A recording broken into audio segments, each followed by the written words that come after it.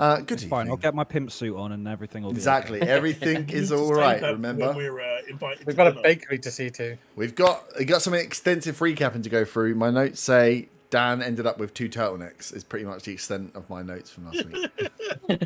A purple suit and 2 turtlenecks. Yeah, that was my whole aim. That was pretty good. But yeah, we left you all shopping. So Do we you are need in. any picture now, Dan? What? No. He needs a art in a turtleneck picture. No.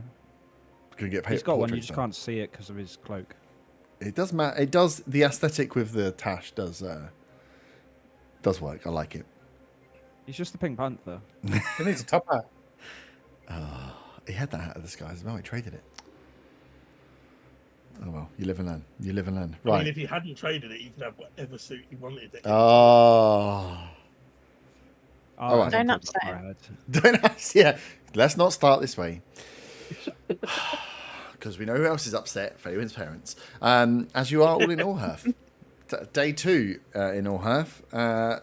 Lots of bakery shenanigans as you are desperately trying multiple different options and solutions to find young Skeg, the half-orc son of a noble orc woman who is who came and found you whilst you were drunk in the pub and said, "Can you come and find my son?" You guys have stuck to that cause. But yeah, after a few jumps backwards and forwards to the bakery and to convene with Skeg's mother, you went off on little journeys, on little shopping trips. So we picked up with Faywin, who went to her favourite stationery shop, spoke to the lovely lady that runs the stationery shop after turning up with a bunch of ruffians into said stationery shop, pretending all was well, alerting said shopkeeper to the potential danger, who definitely ran and told Faywin's mother, who had not heard from Faywin since she had been back in Allhearth, who Snitch. came to find you. Faywin is a bitch, that is true. I said snitch. Oh, snitch, sorry. I misheard. Whoa, you want to withdraw your statement? Nope. I am having to roleplay as your mother and father. So there's a lot of emotions going on right now. Oh, God. I've read your backstory, all right? That's pretty stressful. So yeah, your mother came to find you as you had split from your group, finding an opportunity when you were alone to grab you and take you to a quieter zone away from the bazaar in the Sunrise District to check that you were okay. To which you replied you were completely fine, and you just had decided not to go home. So she had calmed down somewhat after your conversation, but told you that you should probably go and see your father, who will be working, and her in the morning tomorrow if you wanted to. And she would not be telling him that you had arrived and not come to see them, because it's quite disappointing. Faywin, you're in trouble. Zago had gone hunting for the Dragonborn, making his way and finding the ship with these some of his kobold brethren, having a conversation that lasted maybe about 30 seconds before it got into a bit of a slanging match.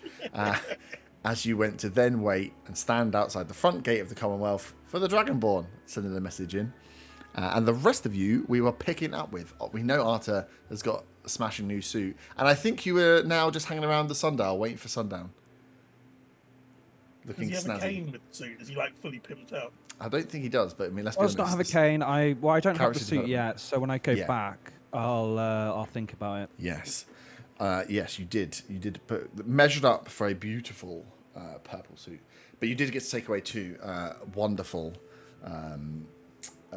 roll neck jumpers. So you are looking suave as hell, stood at the sundial waiting for everybody else.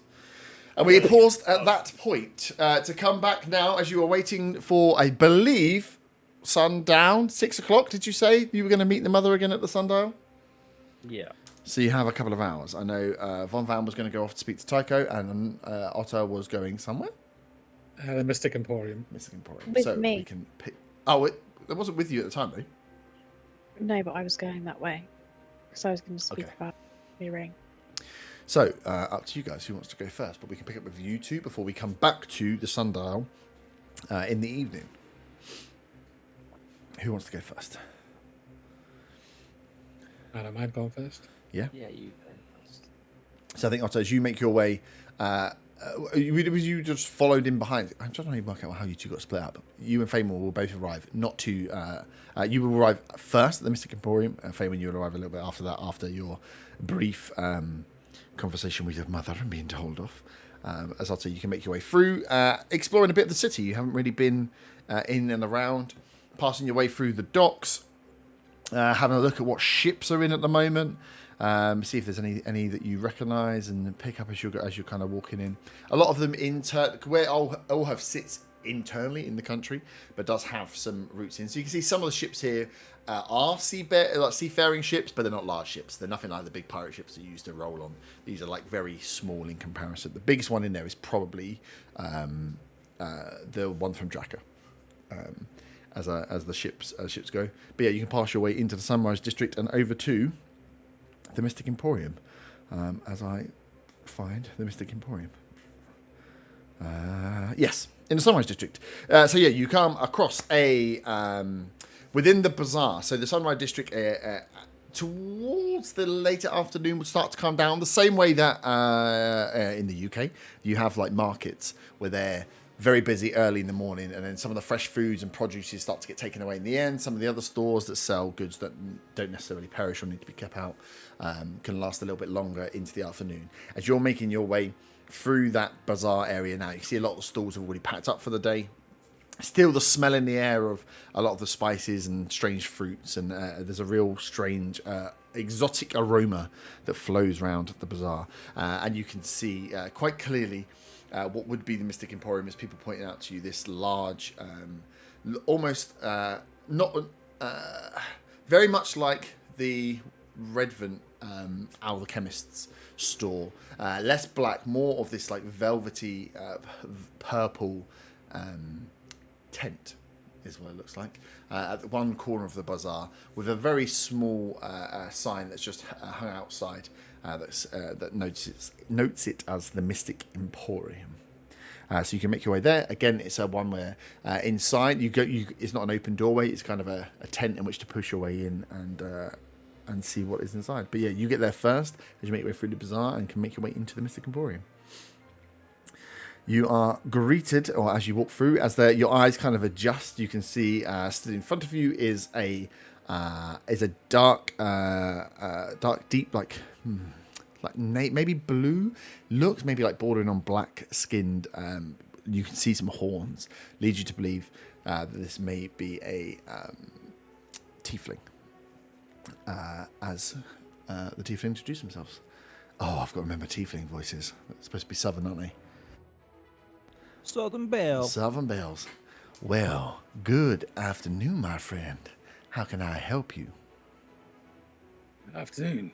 I'm looking for a specific kind of gem, and I'm hoping you might have it. Well, when we're talking specific, I'm assuming you have something drawn in mind or can describe to me? Yes, it would be a gem containing an undead eyeball. Roughly around 150 gold mark. Well, now you have my attention. An undead eyeball. What is the spell component? The spell, sorry? Shadow of Moil. Woo-hoo-hoo-hoo! I don't even know what it is.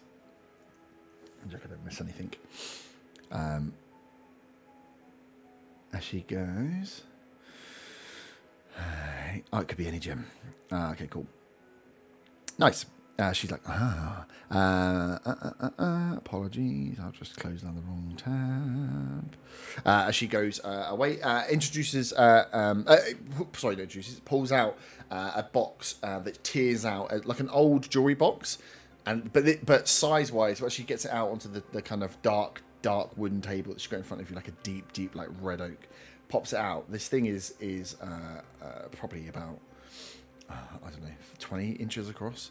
as she lifts it back, and you can see like the as it lifts up, you can hear the jangling of the gems and bits as she goes through there, catching like over the corner of it, looking in. You can see a whole range of gems and powders and some sparkly, some not. Like there's a whole array of things in here. Looks to be that higher end magic component box with what you would see as you're going through here, as she kind of rotates through.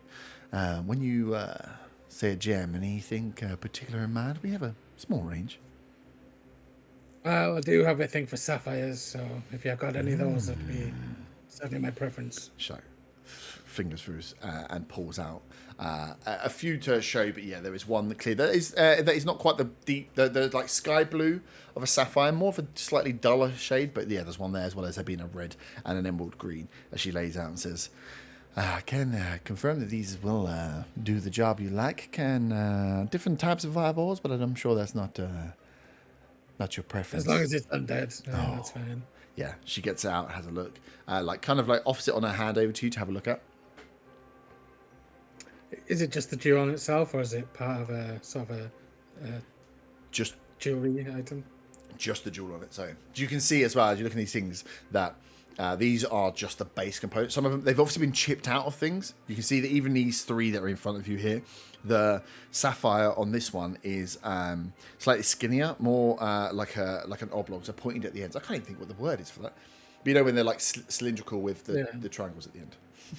That's definitely a term for them. Where the red gem is more, that looks more like it would have come on a brooch or a necklace. This is something that would be encased in something else. So you can see that they've obviously been chiseled out of something or made for something, and she just has the raw component part. I sort of flip it over my hand, study it. Mm-hmm. Yes, this will do just fine, thank you. Oh, and she goes through and she puts her away. She's like, yeah, we have these many other components that may be useful if you need anything else. Want to have a perusal? Do you have something to hold this in, or are you looking for something to keep this safe? Well, I don't have anything as yet, but I was thinking maybe, I'm assuming it'd be not something you do yourself, but like put into like a necklace or something like that. We have a good relationship with our friends down in the Crown Jewels Emporium. He does a good job of any jewels you can take in there if you want to put into something a little special. But yeah, not much we have here. But keep it. I'll keep it just the mystical. Well, that's fair. That's what I expected. Do you have anything else that you,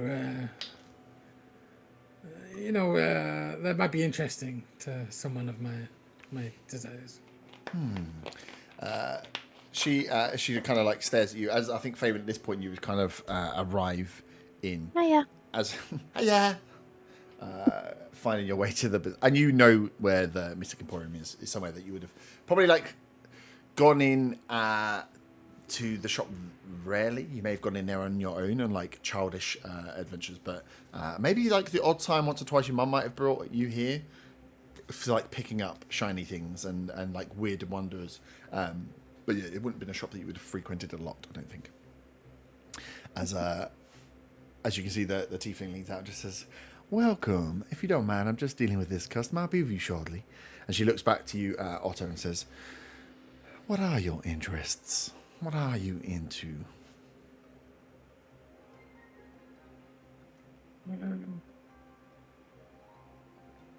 I'm a man of the sea. I'm a man who likes power and control, I guess you could say. You're a man, yes. Faerun rolls her eyes. She's like, well, if you're interested, there's a little thing that I can provide. I mean, around here they call it a fortune tale, but it's not really a fortune. It's more of a feeling, an essence that I can pull from someone that maybe just will help with understanding you a little bit more. And how much would that be? Just 5 gold pieces. That sounds fair. So I'll go for it. Yeah. She's like, oh, wonderful. She then looks over to you, Faven, and is like, How may I help you? Are you here for something in particular? Because we'll be performing a fortune here soon. So, is there anything I can do for you? Oh. How long does a fortune take? Not long, but it does take my full concentration. So, if there's anything I can help you with now, I'm just letting you know before I'm out of action for a little while. I might want one of those as well. That sounds very interesting. Oh, well, you are more than welcome to. I mean, it's up to my friend here if he is happy to have spectators, I suppose, for his fortune. What's that? Raven, I'm surprised to see you here. Just trying to hide. What do you? This Oh. is my. This is my city. I know it's a city, but it's not your particular kind of shop, I would have thought, but I might be wrong. Well, I had a question, and I was hoping that someone of this shop would know, because they're obviously a lot more au fait with things than I am. But if you want to have your fortune, I can wait. I don't mind, Otto. I don't want to interrupt. No. Feel free to ask before we go along with it. And if you wish to be in on the fortune, I don't mind. Well, I would like my own, but I don't mind waiting while you have yours. But so I was wondering if you know anything about kind of magical jewelry pieces, rather than the components that go in them. Well, there are. Out of character, do I know about Jeff? I don't Ooh. know, because Von gave him to me. Mm-hmm. Yeah, and I wasn't sure if I knew about one. Don't think so. I'm not going to tell her about Jeff because he's invisible at the moment Okay. on my hand. I'm invisible. Okay. When you say, I mean, there are many magical items of jewelry, you're going to have to narrow it down, my friend. Yeah, of course. So I've been travelling actually over the gap year, and I met this fascinating lady, and she had a ring, and in the ring was a soul. I know how crazy that sounds, but you'll be used to those sort of crazy things, I suppose. And I was wondering if you know anything about that sort of magic where the ring owner dies and their soul is sucked into such jewelry pieces. I gave Faye a quizzical look. Yeah. To be like, what is this about? You should be used to it. Just going to come up with some really random stuff. Well, that is the magic. Magic of souls and dying is going to be something a little more on the dark side. It's on the necromantic scale, which is not. I try to steer clear. You know, I like to make a living here in town, and when you tend to dabble with death and the undead, you can sometimes get a negative reputation. So it's not really my area of expertise, but I can tell you that yes, necromancy is definitely something that is and has been used, is prevalent in the world. I was quite Right. annoyed because she said about undead whilst Otter holds an undead eyeball in his little gemstone. The mention of necromancy, I kind of try and put on this, probably very badly, innocent look on my face. Insight check, Otter, please. Yeah, if you would like.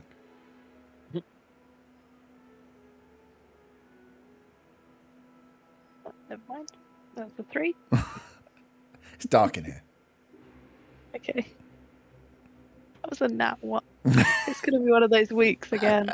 Yeah. I mean, Faye has seen me raise the undead, so. Yeah. You've seen in Paul Souls and people.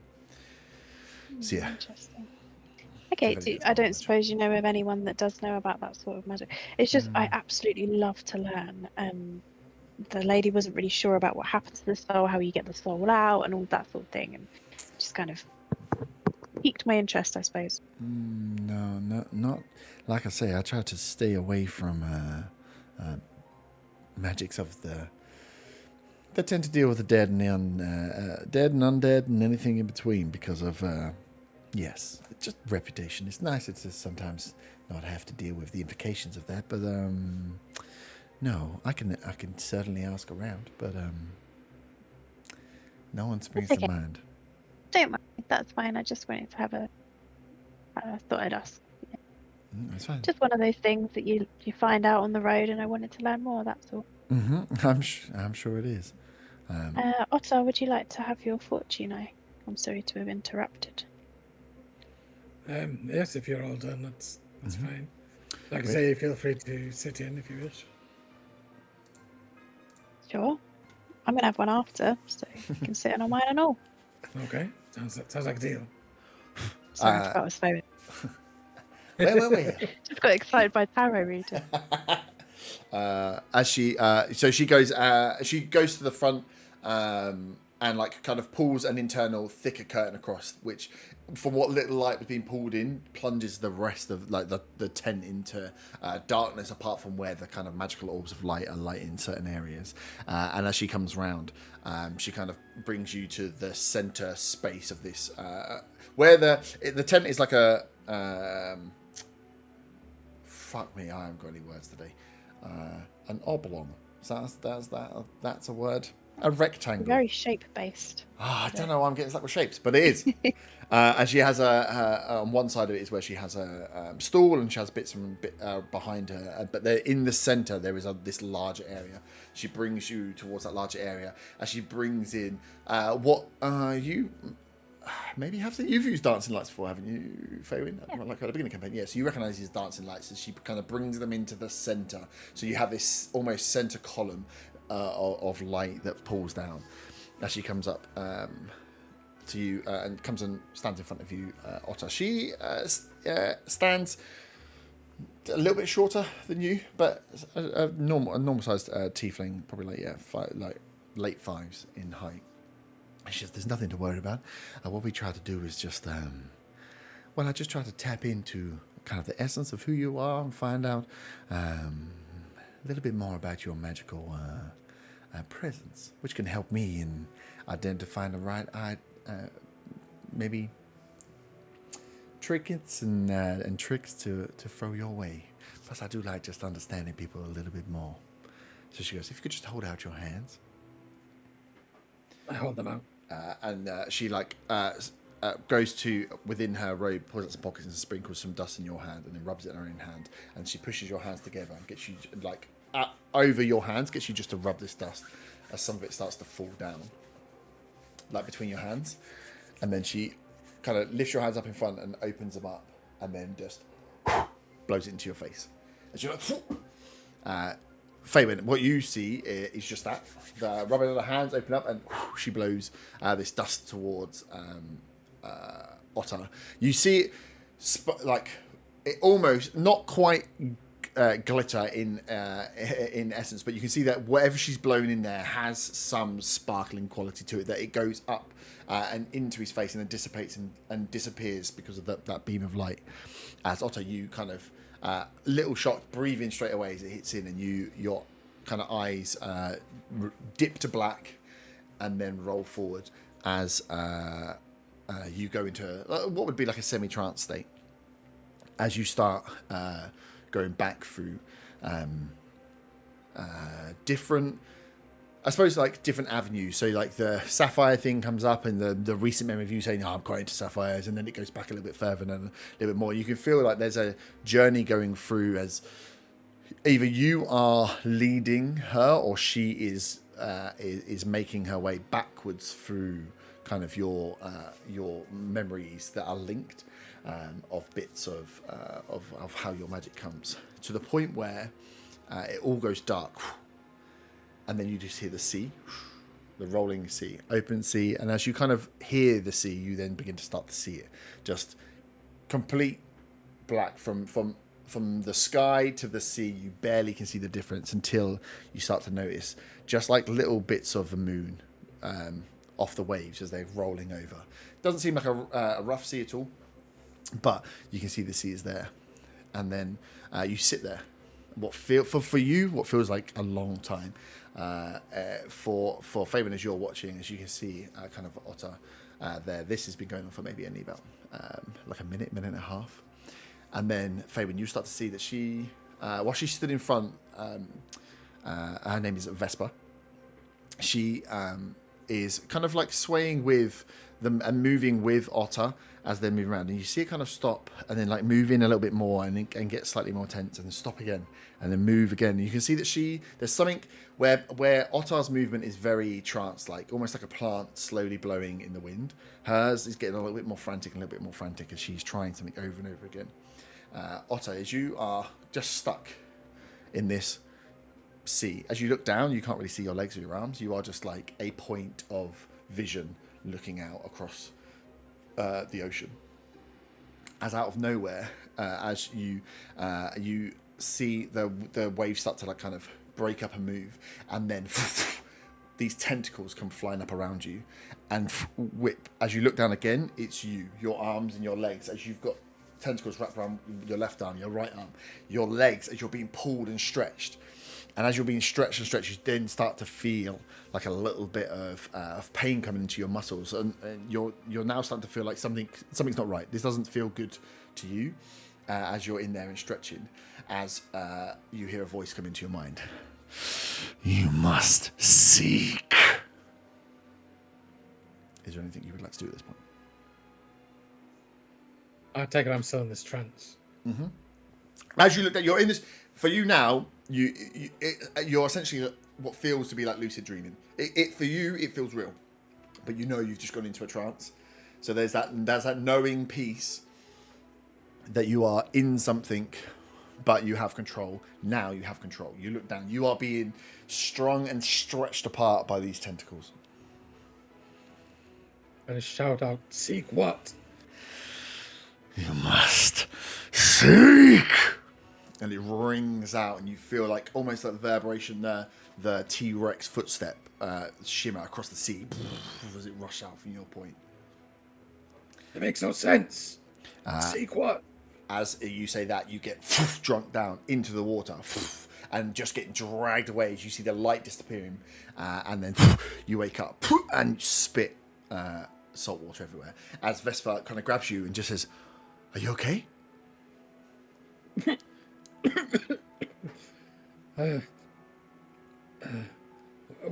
What was that? My friend, your gifts come from something that I am not used to seeing. There was a presence. There was something stopped me being able to attain, and then I lost sight of you. I didn't know where you had gone. Montreal? Is that in the you? sea. Don't you fucking do me on that. I was in the sea, being stretched by these tentacles, like a giant octopus. And then there's this voice. Yes. The voice. There was a. Well, It was so real. I've got to do something now. I can't remember how to get my in. I do declare. I can't say that every time. Well, I do declare I did see those. I heard that voice. It told me to get out, to leave, and it was not your voice. It was. You heard it too. Whatever it was not letting me follow you on whatever path and journey you were on there. As she then kind of takes as you're steadied, because essentially as you come out, it's almost like a force of coming out, and then you've spat this water a bit wobbly. She kind of just grabs your shoulders to ensure you don't fall. As she's moved back and then like kind of brought her hands down to where your hands are, you can see on that. Which hand do you wear the ring on? It would be my right hand. On your right hand. On the front, on the kind of, sorry, not on the front, on the back of your hand here, not the palm, you can see there is a round circle with a dot in the middle. Perfectly round, like suction cap, with a stab wound in the middle. And she's That's like, just appeared just now. yeah. She's like, was this there before? I kind of just take a few seconds just to stare at my hand. Mm-hmm.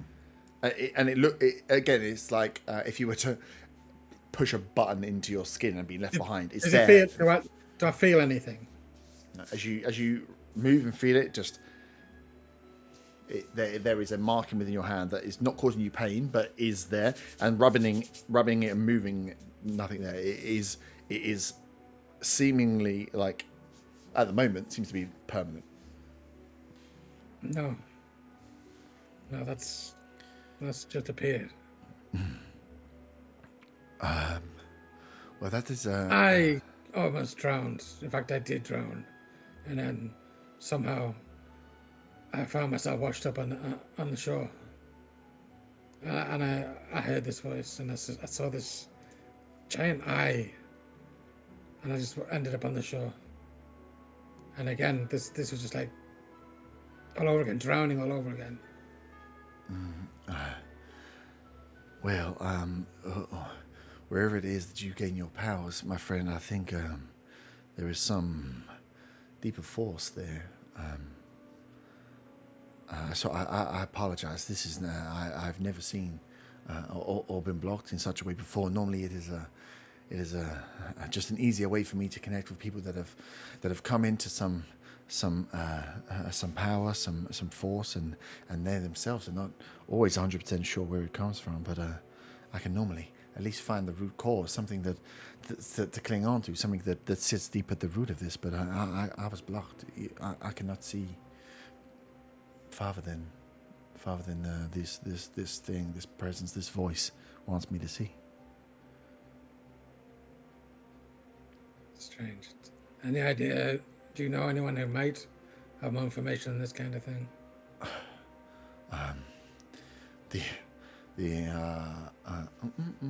As she kind of like, she's like looking, kind of like,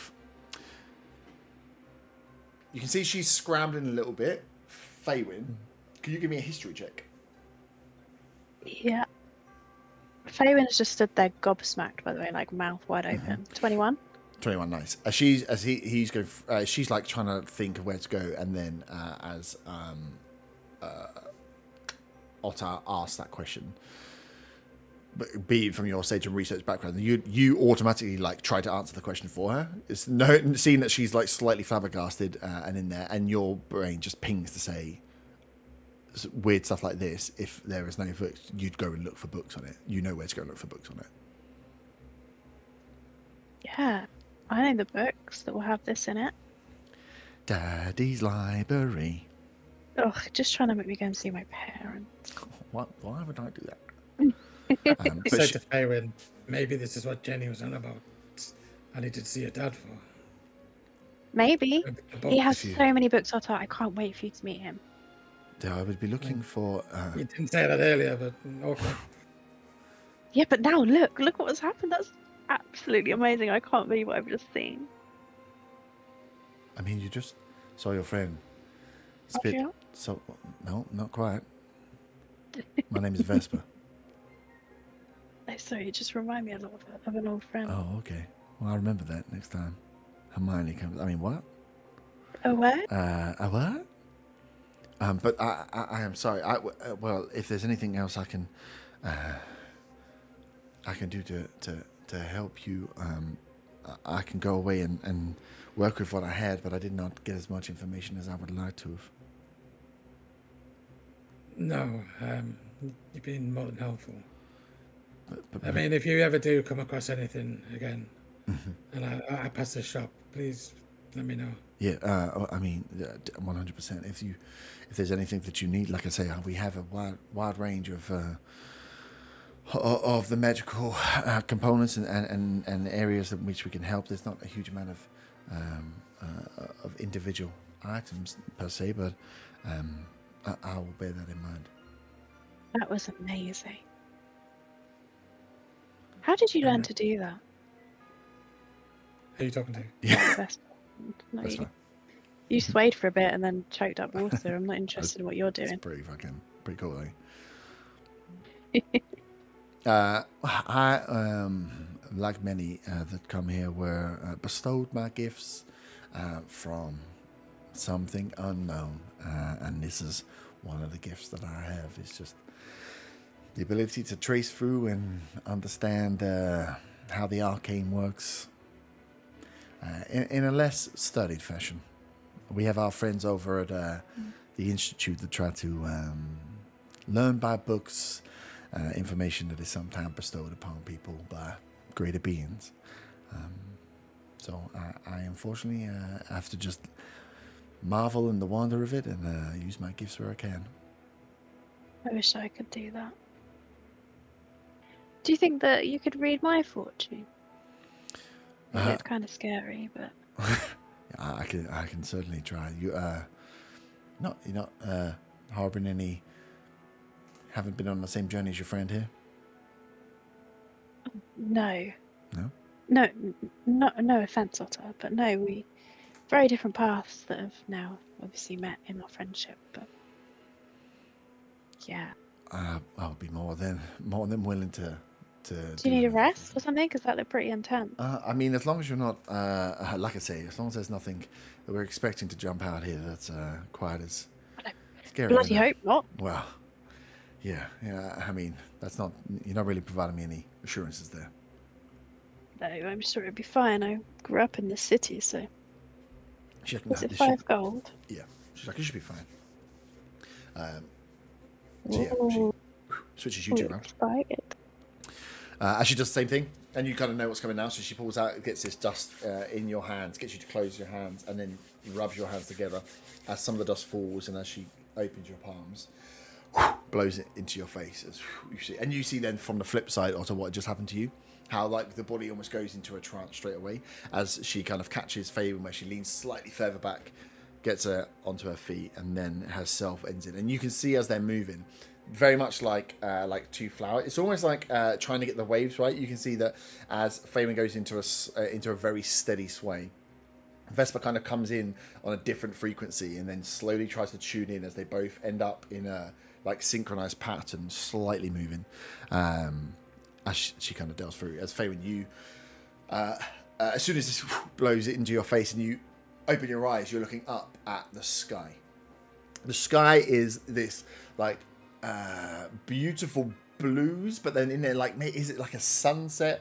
Because there's these, you know how in the summer you get these like bright pinks and oranges that run through the sky and through the clouds where they get coloured by the sunshine there. As you open your eyes, you catch your breath and you are staring, just staring up. As you look around, you notice you feel smaller, which is like the first thing that throws you off. As you move your arms, you feel like you've shrunk. As you're looking about, the grass around you is really long. As you kind of catch and look down at yourself, noting that your hands are smaller, your skin is absolutely radiant, and then looking down at your clothes, you appear to be yourself as a child. You recognise outfits from memories of you as a young girl. As you kind of sit up, you hear the shouting out, as you can see and hear off in the distance. Off by like a water's edge, you can hear your brother shouting and your mother. Can I move? Yeah. The sound of those kind of kick you in as you come up, look down, sit up. You just kind of sat bolt upright, realise you're a child, and as you look up, you can then hear the noise. And as your eyes kind of focus in, you see your brother and your mother.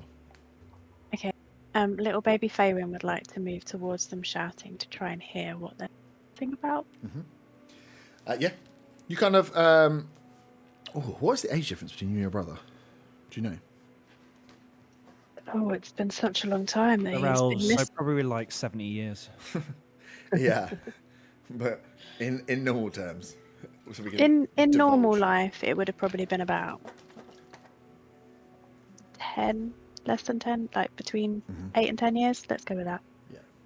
So you kind of toddle towards. You are young.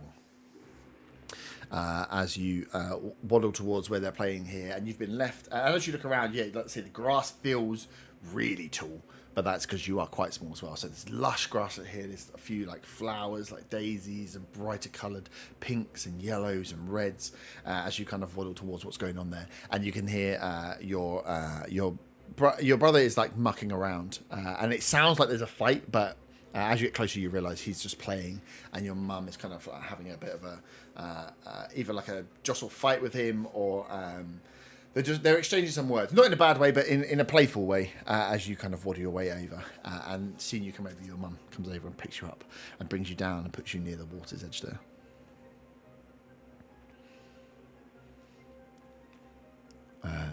Is there anything you'd like to do? Well, give me a perception check.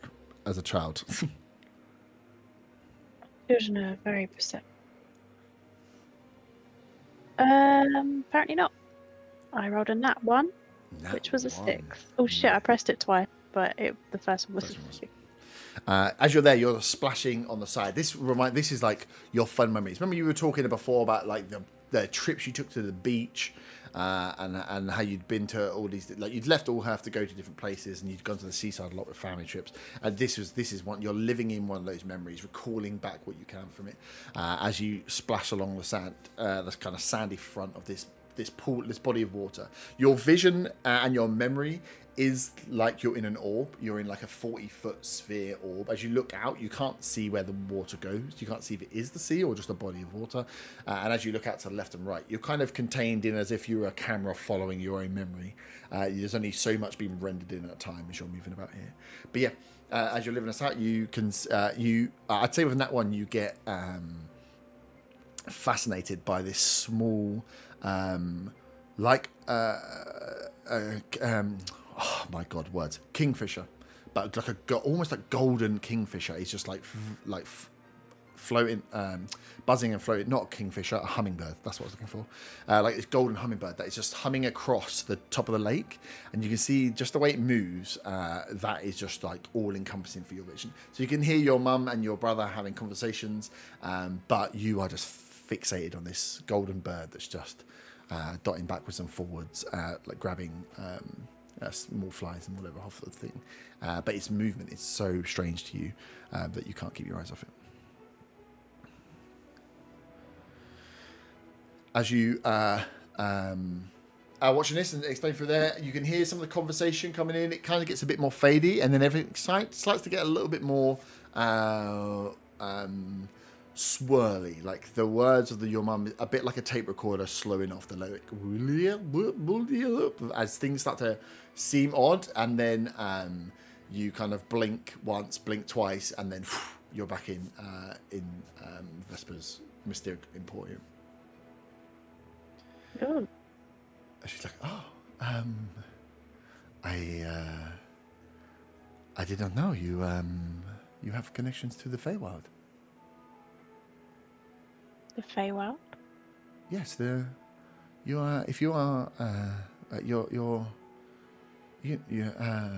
like, you did not know? What do you mean I've got connections to the Feywild? The hummingbird, or? No, you Out of character, I'm not this thick, by the way. out of character, I know exactly what's going on. Yeah, I know everything. Okay. No, well, this, I mean, your essence, you are well trained. I can see in arts, but the part of you that is a magical force. There is a magical force within you that is definitely of Fey origin. Whether that is something, I mean, these trips, you have been to the Feywild many times, even if it was just as a child. The beaches? I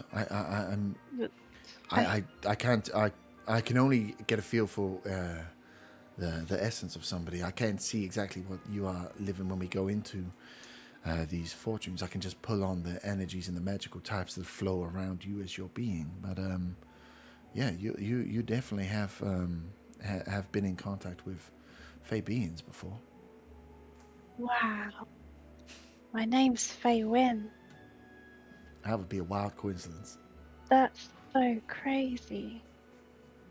How do I find out more about that stuff? Is there a way I can go through my memories of being so young to try and get more other than fucking books? I mean, you really like books, though. You pretty much build an entire character around reading books, so it's strange if you want to do something else. I just love a book. There are ways to get to the Feywild, but it's not an easy place just to step into and step out of. So, well, I suppose you'd have to try and find wherever your connection was and explore that. Wow. But that's definitely a power that's within you. Is you definitely have been touched by the Fey. Wow. That's amazing. Thank you.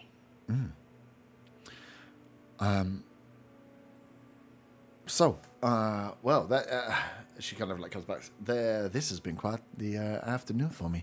What I can do is go away and kind of curate a small list, shall we say, of items that may be of interest to you both, based on where I see your kind of divine power coming from, your sources of arcane and magic, if we are to use that word. So please do give me a day or two and come back, and I'll see what I can find to help and aid you in your endeavors. Thank you so much. This has been a wonderful trip. Thank you. How much do I owe you? You owe me the exact price you told me for the thing, because that's just as easy as it works. So 155 gold. I'll pay for Faerun's too. It's 160. I already paid Otter. I put it on Okay. the side. Thank you though. I'll give her 160 because she said she's going to go and look for other stuff as well. Yeah, and she says, and like as like Faerun's had like a nicer normal experience, and she's like, thank you, and you pay. She kind of looks at you, Otto, and says, I will do what I can to find some information for you, but there is something there to investigate. There's something that is that is at odds. I don't think you are fully in control of of what is causing your powers. No, it would seem not. But I will look out for what I can. Thank you. So yeah, takes your money, pots it off. Gives you your little lovely little paper bag with a lovely gem with a dead eyeball in it, and sends you out into the afternoon. After you leave, you can see that she's starting to get ready to pack up anyway, and I think doing the 2 fortunes, you can see afterwards that there's like a not exhaustion to it, but there's definitely it took something out of her. Definitely Otters took something out of her to experience that. As you two can leave back off into the Sunrise District. I just want to say to Otter, whilst being starry-eyed and excited, I then think back to the fact that my mum flit in out of nowhere and then moved me somewhere else, and I'm like, connecting the dots, because really smart. Mm-hmm. So smart. Otter, I don't know if you feel the same, but that fortune, although it was incredible, it's quite a lot to digest. So, would you mind keeping it just between us? No, that's fine. Would you like me to keep yours a secret too, or? I don't mind. I don't think I'll be able to hide this thing on my hand very well anyway. That's true. Does it hurt? No, that's the strange thing. Interesting. It just appeared out of nowhere. I just feel like us having a secret together might bring us closer. I mean, by all means, keep it secret. That's fine. I won't say anything if you don't want me to. No, please don't say it. No, about yours is fine, but just not about mine. Sure. Just, how excited the others get. I couldn't bear it. Why were you asking about souls and rings, may I ask? Oh, I'll explain another time. Just something I'd read up on. Inside check. Mm-hmm. So inside check. So yeah, you can roll deception or persuasion against it. Oh god, I'm shit. I mean, I've only got an 8. Could be an 8. 14. Yeah. Seems like she's telling the truth. I shoot a quizzical look and then just make... Yeah, and again, insight is no problem. Yeah. You can still have your skepticism. Nice. Anyway, you two would like to go before we cut to Vaughn. Just the Crown Jewel Emporium, whatever it is. Yes, you can head back. Yeah, we can. Doctor, I'll pay it. Yeah, you just want something to like a necklace, platinum to go with my ring. Yeah, nice. And what material? Sorry. Platinum, like the ring I bought with the sapphire. Yeah, cool. Yeah, so that just for the necklace, the platinum will only cost you. If it's simple enough, it'd be like 10 gold. Okay. Platinum's a bit more expensive than normal gold would be. So yeah, just knock that off, and they'll do a custom like bracing for it, so you can have it on whatever design you'd like. I just want to lay low now because I don't want anyone else to tell my parents that I'm here. Cool. So you guys can lay low. You guys can do that and then head back towards the sundial, where you can see a suave-looking altar. Von, as at this time you would head off towards the Druid School, which is right outside the sundial, to see Tycho. So if you go in and find the man barely leaves, and even better to find him later in the day. As a man that likes to stare at the stars, he tends to pull a little bit of a midnight shift. Being out in the day is less useful for him. So yeah, as you're getting into the sunset is starting to come down. You're getting close to that 6 p.m. You know that he should be getting ready, going into his office at least, getting prepped for his night worth of stargazing. Yeah, so you can walk up, knock on his door, and yeah, as you're in there, you can hear him just tinkering away, working at his desk. Again, completely oblivious to the fact that you've like rocked up to his office. I open the door and call out to him. Oh, Von, come in. And then close the door behind. Actually, I think he would probably call you Von, man. Good to see you again. What's up? Have you spoken with the wizards yet? I have had yes. I've come not long being back from the Arcane Institute. I spoke to Renario, and they are happy to work with us, but they say time is of the essence. Because of inquisitive people at the Commonwealth. I think that's enough code.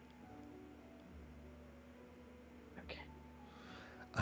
But yes, they are. I mean, he kind of like looks left and right as if someone's going to be in the room. I saw the they're calling it the Mind Flayer, and that is quite the specimen. It is, and yeah, it's crazy. They were quite excited. Renariel and his team were giddy, I would say. I took the liberty to not mention the tadpole for now, at least, but it is useful information that we should be definitely looking into. So we need to find potentially a way of working that without causing any suspicion. I mean, I know obviously it will be very important, but I don't know how we can do that without giving away what happened to me. Yes. And I do not know what could possibly happen to me if I part ways with it.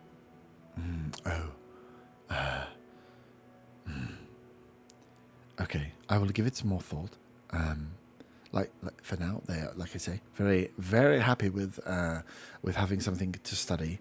But yes, we should think about that more. You have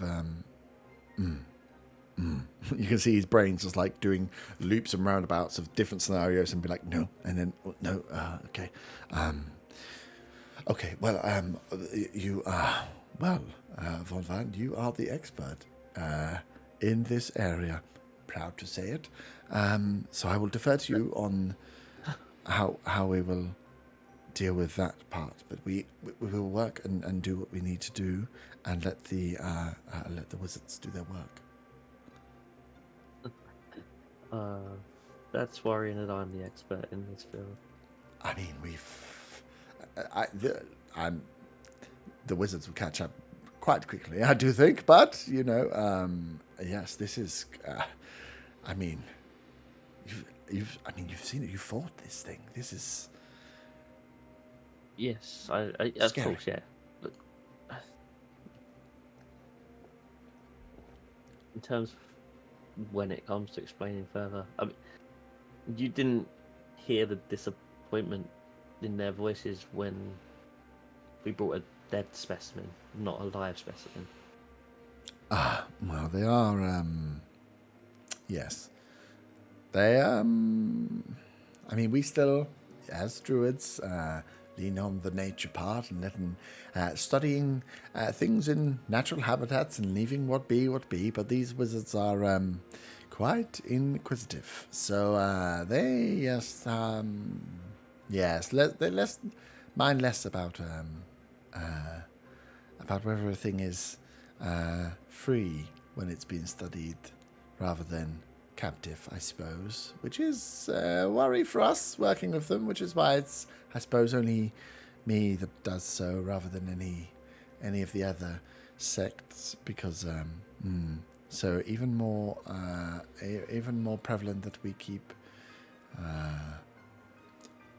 You are the expert in this area, Von Van. I will defer to you, but you know my worries and concerns.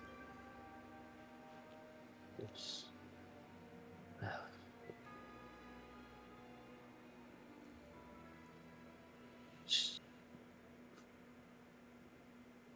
Don't know what's. I don't want to chance parting ways with it at the moment. So, yeah, this is. Let's see what they come up. They're going to need some time to work and do their business. So let's see what they come up with. It could be useful, and we can decide at that point. But like, they want to work quickly because yes, they are funded by the Commonwealth, and even if less that they won't be stopped from working, but their research will be co-opted by other people. Okay. Yeah, I just wanted to check in and see if you had that conversation with them yet. So, I guess I'll be on my way. Leave you to your stargazing. Best part of the day. He's like, please. You have yourself a good night, Tycho. I will do. Can stop by any time, and if I hear anything or you hear anything, let's keep in touch. Okay. As you starting to walk, and he gets himself set. He as you get to the door, he leans over. He's like, "You've done well. Just remember, these first steps are always the scariest, and we'll always work out what will happen from there. But keep your wits about you." Don't worry, I will. And he goes back to his tinkering with his resetting up where he wants the telescope to be set for the evening. As you come out of the thing, you can see across it's getting slightly later. A lot of the children that are dressed in bear costumes with all the honey buns and all the sweets that are around are starting to clear up now. A lot of the druids are starting to clear away the daytime and start to set out candles and some more ornate decorations for the evening as the festivities continue for Candlemas. And as you come out, knowing you're going to meet at the sundial, a quick glance across and you can see that a few of your party members are already waiting. Zaga, you have been waiting outside. The guards keep kind of just not shooing you away, but just trying to shut you up as no one has come down to answer your message thus far. Zaga is standing off to the side, just strumming his instrument. Giggity. Patiently waiting. Nice. So you can see as you're sitting away, the rest you can see just by the sun that it's going to start getting towards 6 o'clock. So it's your choice whether you want to stay there and wait or go and meet the rest of your party at the sundial. Zaga will stay and wait. Okay. Nice. So the rest of you, 6 o'clock comes around. You're all unless you're all meeting up. Is there anything you would like to do? I mean, Arta is wearing a pretty nice turtleneck, guys. No perception checks required. That looks incredible. Yeah, it's mine, and you can go buy them over there. And I point towards the shop. I don't think I could pull it off like you do, Arta. That's such a lovely shirt. I don't know. It looks like your mustache is coming in. Roll initiative. Okay. John would like to poo on his new shirt. I'm happy to roll for it to happen. We can let poo happen.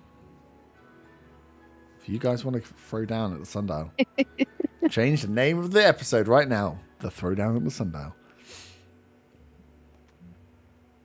Let me just check if I've got enough spell slots to cast Cool Thunder on John. They ruined the celebration. So Cool Lightning. Cool Lightning, yeah. Nice. You guys having a tip for that? So, yeah, there's nothing else you guys want to... as you two are having a little confrontation, you see kind of butting in from the outside is... Oh, my God, did I even give her a name? Did you find out what the mum's name was? Something awesome. Smegma. Smegma. Not Mira, but similar. Not Mira, but similar. Milan? Vera. Oh, no, Vera's... She did have a name. She definitely had a did name. have I a don't know what name. it is. No, I can't remember what it was. You make it sound as though we would call her by her real name. Yeah, exactly true. We all forgot what her name was because, let's be honest, she never used them anyway. As she appears, it's like, sees there is no skeg in tow. Good evening. Do we have any news? Did she notice the nice new turtleneck? Like, She's not really looking for a turtleneck. Funnily enough, when you're waiting to find out what's happened to your son, you don't tend to pick up on people's clothing choices. Oh, is that a new turtleneck? That's lovely. Seeing this, I turn to her and say, "Yes, it is a new turtleneck. I know she didn't say. I know you didn't say anything, but I could see it in your eyes." Glance back. I mean, you asked me to come here at sundown, and I mean, this is the second time we've met. Do you know what's going on with Skeg? We are pretty sure he's in the basement of the bakery. The basement? Why, I don't know. Okay. But we are waiting for it to close down so we can go in and try and rescue him. Okay, so you'll be okay. This is promising. This is good. So tonight you are. Would you like me to wait somewhere to come to help to do? Is there anything I can help with to do to? I just want to see my son. Magic? Do what? Sorry. Is she magic? Is she magic? No, she's not. She got magical shit or not really? She doesn't look like it. I'm part of the Feywild, so I only deal with magic makers now. Mistakes were made. No, she we looks have like a concerned noble half orc mother is what she looks like. Remember, magic in this world is not super prevalent. It mainly druids and like the wizards are now. There's the start of magic, but the 85%, maybe 90% population has no magical traits whatsoever. Telepathically, I say to all of them individually, it might be helpful to have more people looking out. She sees you all the As in to have her as a lookout sort of thing. Depending what the plan is. If you really wanted to be involved and help, we could use an extra body to look out, make sure there's nobody coming. Maybe distract anyone that comes near, I suppose. I can do it. Like it's. I mean, I've tried to get into the bakery many times, and Vera has it's thrown me out essentially. So I'm willing to do whatever I can. I think if I was to be too close to the bakery, I would maybe it would not help. Yeah. But I can do other things around. Yeah, I'm worried that if Vera sees you when she's leaving, she may well get suspicious. Yeah, I agree. Yes. Okay.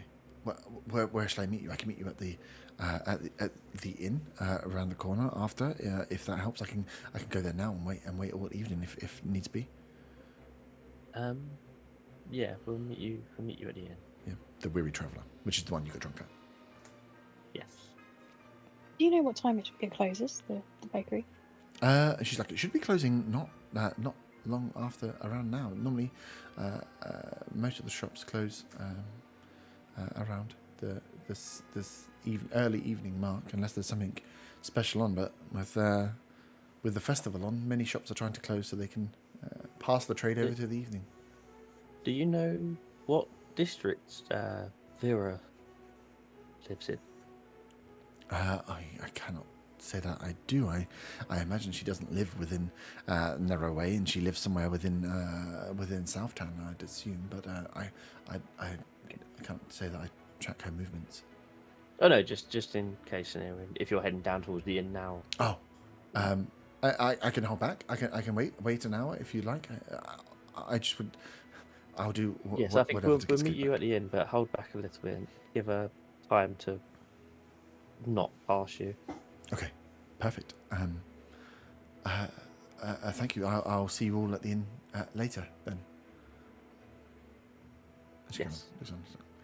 Out of character. Thanks, boss. Yep. Just remembered that we left John as a lookout, didn't we? A very unperceptive lookout. Yeah. So he Yeah. can't be His put on eyes guard closed. there. Well, we said the perception check was for additional details. So even John will have the ability from his perch to see movements at the door, but you'll get there were movements and numbers. You won't get who they were, what they were, or was it this person or that person, because it was a rather terrible perception roll. Oh, John boy. Okay, when it's all closed up and stuff, and we're about to go, then I'd like to ask John what he saw, numbers wise, etc. You don't have to telepathy with John, do you? Be sense. You wouldn't be able to. You'd have to go to him to do it, because he's Yeah, but I going to could stay just there walk until you past go him. there. Oh yeah. That's what I mean. It's when you travel south. So you're all at the sundown now. So you're all in the centre of the town. Bar Zago, you stood at the Commonwealth. Not too far away. But yeah, if you're going to start to make your way down to Narrowway, then that's when it's when you get there is when you'll be able to talk to John. Yeah. Cool. Sorry, that's what I meant. I meant before Yep. we attempt to get into the bakery, I would like to speak to John. Yes. Uh, Perfect. I Nice. mean, who knows? There might be a giant in the bakery that Zaga's going to miss out on again. Where is Dagger? Does anyone Always. know? Oh, I yeah, hope you he's got not at to the go bottom of the bakery. I I wouldn't have don't asked me think I so told done it. anyone where I was going. Of Nope. course. But you mean He's probably invisible right next to us, knowing Zaga. typical. Well, typical I Zago haven't smelt any farts, so I don't think he is here. style. Oh, That's God. a he good had point. a really Why would bad you bring belly that up today, didn't he? He's probably on the shitter. Nice. So you guys are starting to put together your plan and think about heading down. Zaga, you are sat outside the Commonwealth, strumming your instrument. Your words, giggity giggity goo. As you're there, play. So what are you playing? A lute. Yeah, just not really playing a song, just messing around on it. Oh yeah, nice. So yeah, you see as you're playing that, you're pretty good at this. You got a fairly decent tune coming out of it. The guards kind of pay you no eye as you're stood around the corner against the wall that surrounds the keep of the Commonwealth.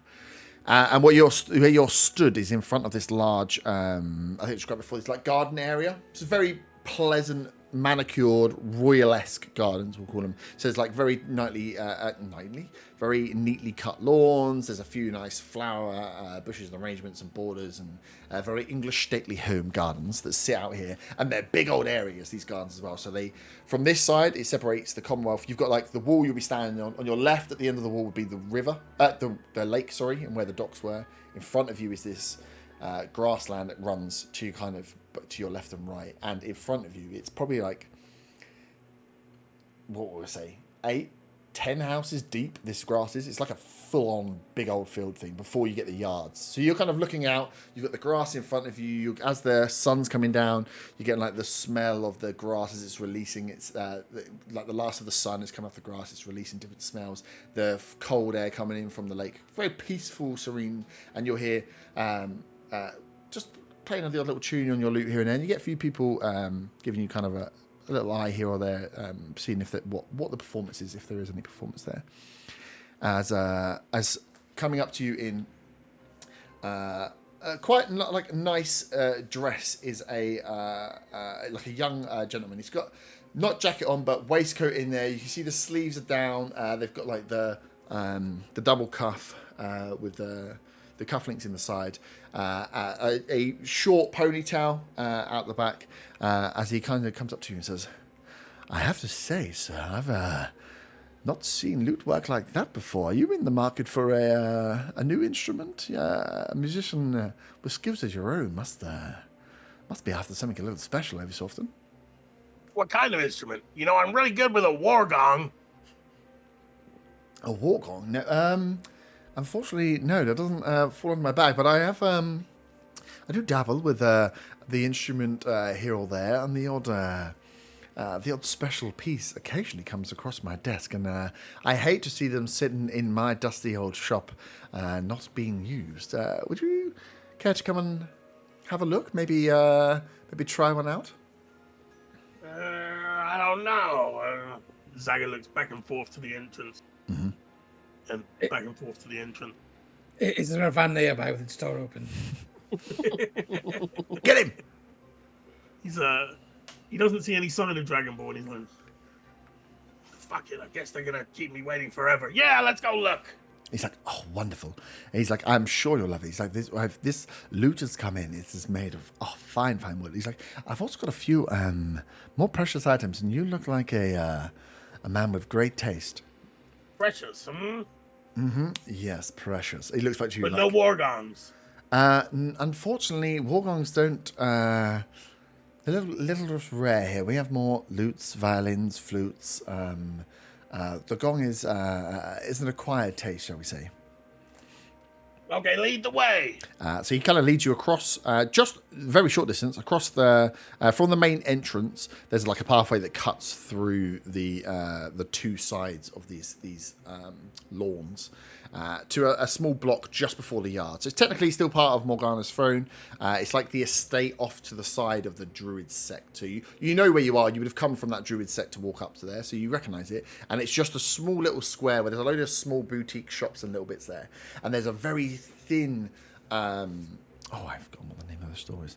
There's a very thin store that he takes you up to and opens the door. This store, like you see the store next to it, and the other ones are quite wide, normal sized shops, you'd say. This one is probably only 10 foot across, like 2 spaces, and it is like an alleyway store. He's like, small but charming, and he pushes open the door as the bell rings, and leads you inside the store, or tries to lead you inside the store. I'll enter and try and look around and take in the surroundings. So as you walk in, oh my god, I had a really good name for it. I've completely lost it. So yeah, you walk in. As you look around, it's very, very, like I say, narrow. This store in here, where you are on the right hand side where the door is, you can see up high against. There's some stuff. There's some instruments in casings hung on the wall, but they're hung way above your height, so way above. A 6 foot person height, so it's to not let people knock them when they walk in, clearly, because you could easily walk in and brush against the wall if you were of large size. Then the counter kind of runs all along the left hand side, and behind it you can see there's these glass cabinets, all some of them individually lit, some of them not, and you can see there are violins, there are trombones, there are flutes, there are all these different weapons. There are 2 things without perception check, because of just the way they are lit, that catch your eye. One is a lute, which you assume is the one he's talking about, which is, you can see it is made of, you can't tell the wood that it's made from just from the glance, but the wood itself looks to have some kind of like silver filigree within it. And as you look from there, you can see that the wood and the shine and the polish on it. This is a very, very particular. I don't get the feeling from the kobolds that they are in my head. They've always been. They're more like a instrument is for playing and for using, not necessarily like an orchestra type. Keep it polished, keep it in a nice covered thing. It's like everyone can grab and play, and it's all about playing the music. You can see this has been very well looked after as it sits in here. The strings are like perfectly thin and shiny, as if they're made of almost silver themselves in there. And in the case to the right hand side of it, lit up, and this one catches your eye not because it's an instrument, because the color of it changes, is a mask. It looks like almost like a masquerade ball mask, but it catches your eye because it is shaped, and the front of it have the protrusions of like a lizard down in. And that's like at closer look, when your eyes are in, this looks like the big front mask, almost like the front skull of a dragon, but shrunk down to the size of a humanoid head. And as you look at it, the kind of coloration on it shimmers between bronze to deep fiery red. Almost as you move with the light, it shimmers and moves across. And yeah, these two things are obvious to you because of how well lit they are. And then you've got rows of guitars and everything else that run along this thing here. In your mind, you feel like Arthur would really appreciate the mask if you were buying it. Zaga will point at the mask, first of all, because it's dragony. Yep. Say, what is that? He's like, oh, and you see as you look up and you like lock back eyes with this gentleman. He has this like very slight little smile there as he's picked up exactly what you're looking at, and this is exactly what he's bringing you in to go through. He's like, no, this is one of the more interesting items that have come across my my desk, shall we say, my shop front. It is one that gives the mask is supposed to be worn by somebody who is able to command the presence of the dragons of the past. Apparently, there were rich dinners where someone would a few years after, and he looks down to you as he goes to start explaining like the Fallen Quest, and then realizes you're a kobold, so you probably have like a view of what happened. He's like, well, I mean, you know, after the dragons were felled and run out from the land, that there became these cults around trying to be just like the dragon. Who was the ruler? Who was the most rich and the most powerful of people? And this mask was said to be worn by only the richest, most powerful people in Ashling. Said to have some magical properties. I mean, I've worn it and I don't understand what they are, but you can see it's made of, well, I've tried to discern the quality of the material myself. It seems to change depending on the mood, on the weather, between these fiery reds and these golden orange bronzes. It's quite the piece. Zaga is gonna cast Identify on the mask.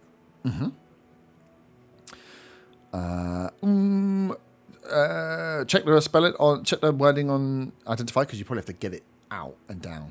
Oh, it's a touch spell. Yeah. So yeah, you can ask the. Can I have a look at it? He's like, he's like, I actually brought you here to look at the loot. If you'd like to look at the loot, but the mask I can definitely bring down. Of course, it's I suppose of heritage for yourselves. Yeah, I just want to have a quick look. Can I touch it? So yeah, he puts on these black, velvety black gloves that he pulls out, like flaps them out first, pulls them out, takes out a key from a key ring on his thing, undoes the lock, opens up the cabinet, and then takes out the mask delicately as he puts it down, and then puts it onto like a purple velvet cushion on the desk, and then spins it around towards you, treating it very much like you would like a Ming Dynasty vase or like a China teapot. Like, spins it round very delicately, and he's like, "I would ask that you are very, very careful with this. It's rather delicate. I don't have to clean it with too many fingerprints. So please be delicate." Zaga picks it up gently, and then he will cast Identify. Nice. You cast Identify. As you... which I can do at will because of my lovely wand. The wand, yeah. Let me find... cool. You cast Identify. Let me just check what I need to give, because this is slightly off-piste. As you... touch it though to cast Identify, to get an understanding of what this item is. As your hands touch it, you can swear and you feel a power, a warmth, and a strength that comes from warmth that you have felt one time before. Can you give me a Arcana check or Arcana's probably better. Arcana or Investigation? I think either are not great. Takes a minute, right? Yeah. 8. Oh my god, you're terrible at rolls. I mean, it's a shit roll. It was on 18, and then it's over 4. Okay, let me just read identify spell.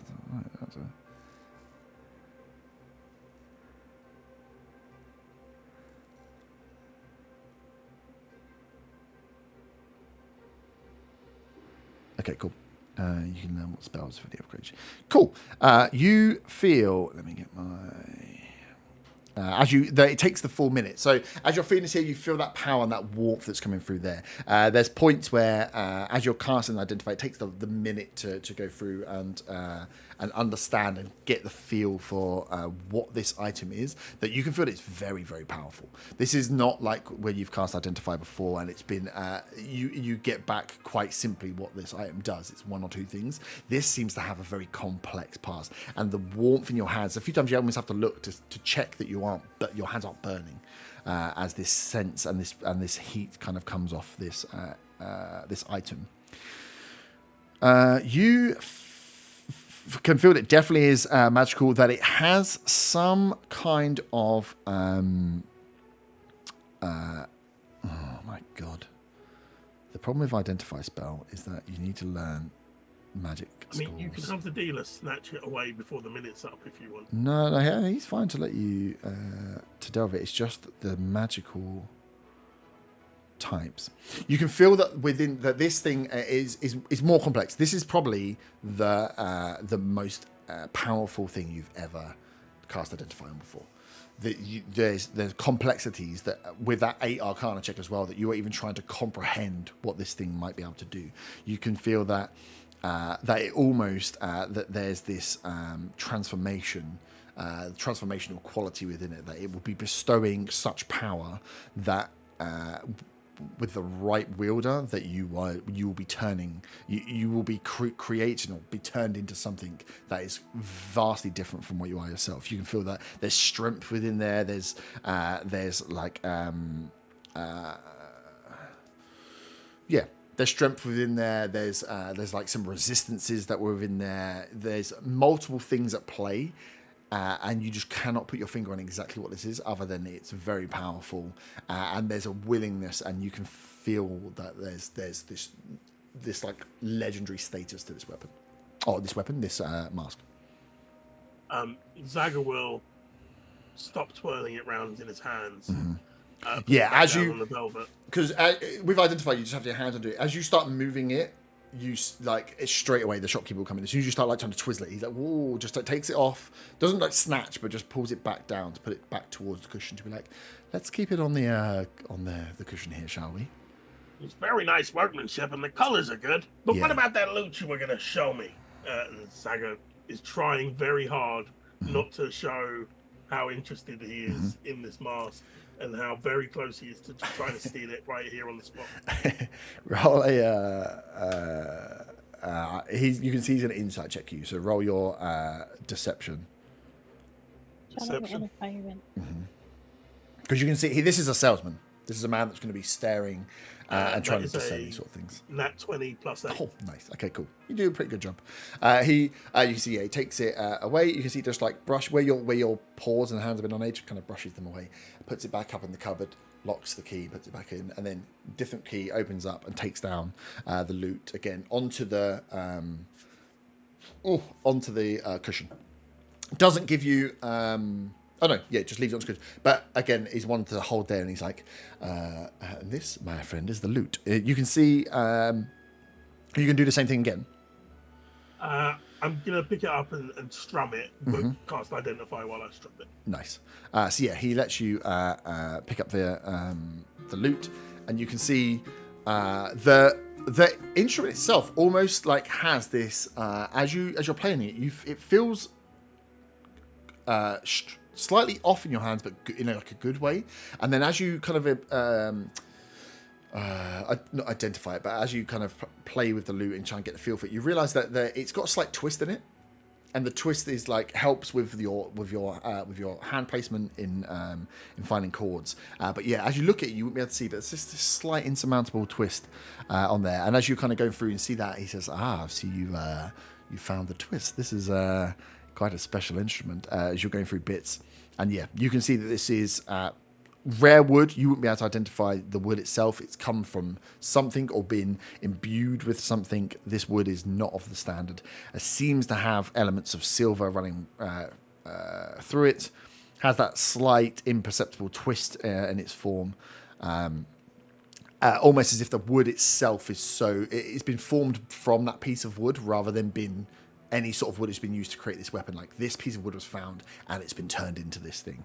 It feels as one. The strings, as you strum them, glimmer with a light. In the dark light of this thing, you can see these you can definitely feel, as your cast identifies well, that these are enchanted strings. This is a magical lute. You can tell for sure.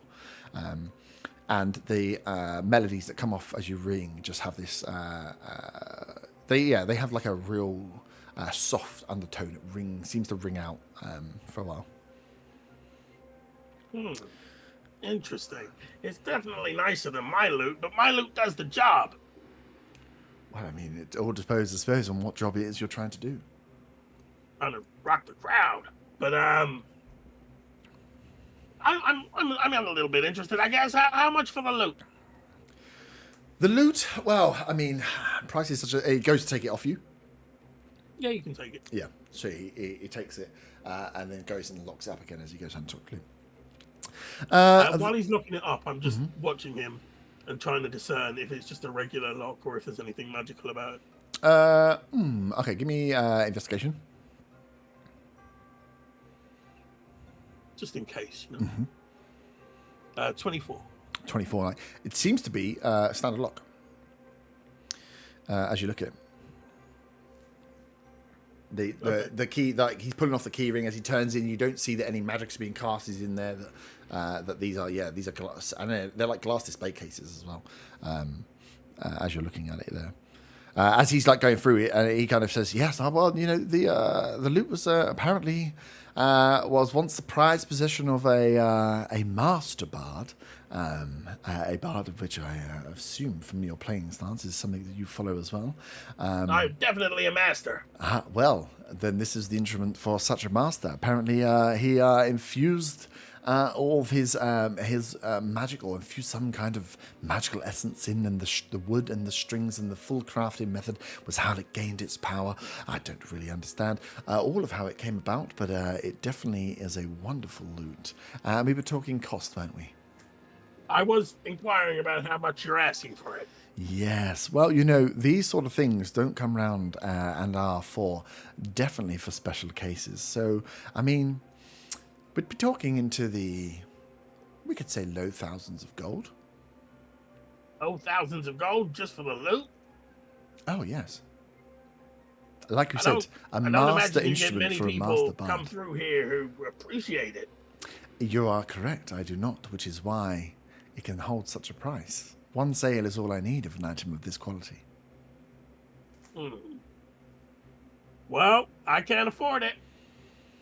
Well, I mean, you know where I am. If you find a way of finding a little extra gold, it would be a shame to see, a loot for a master bard not be in the hands of a master bard and sit here in my dusty old shop. Just when you say low thousands, what kind of range are we talking? We're talking anywhere between 1,500 gold to 2,500 gold, maybe. Oh, that is a bit pricey.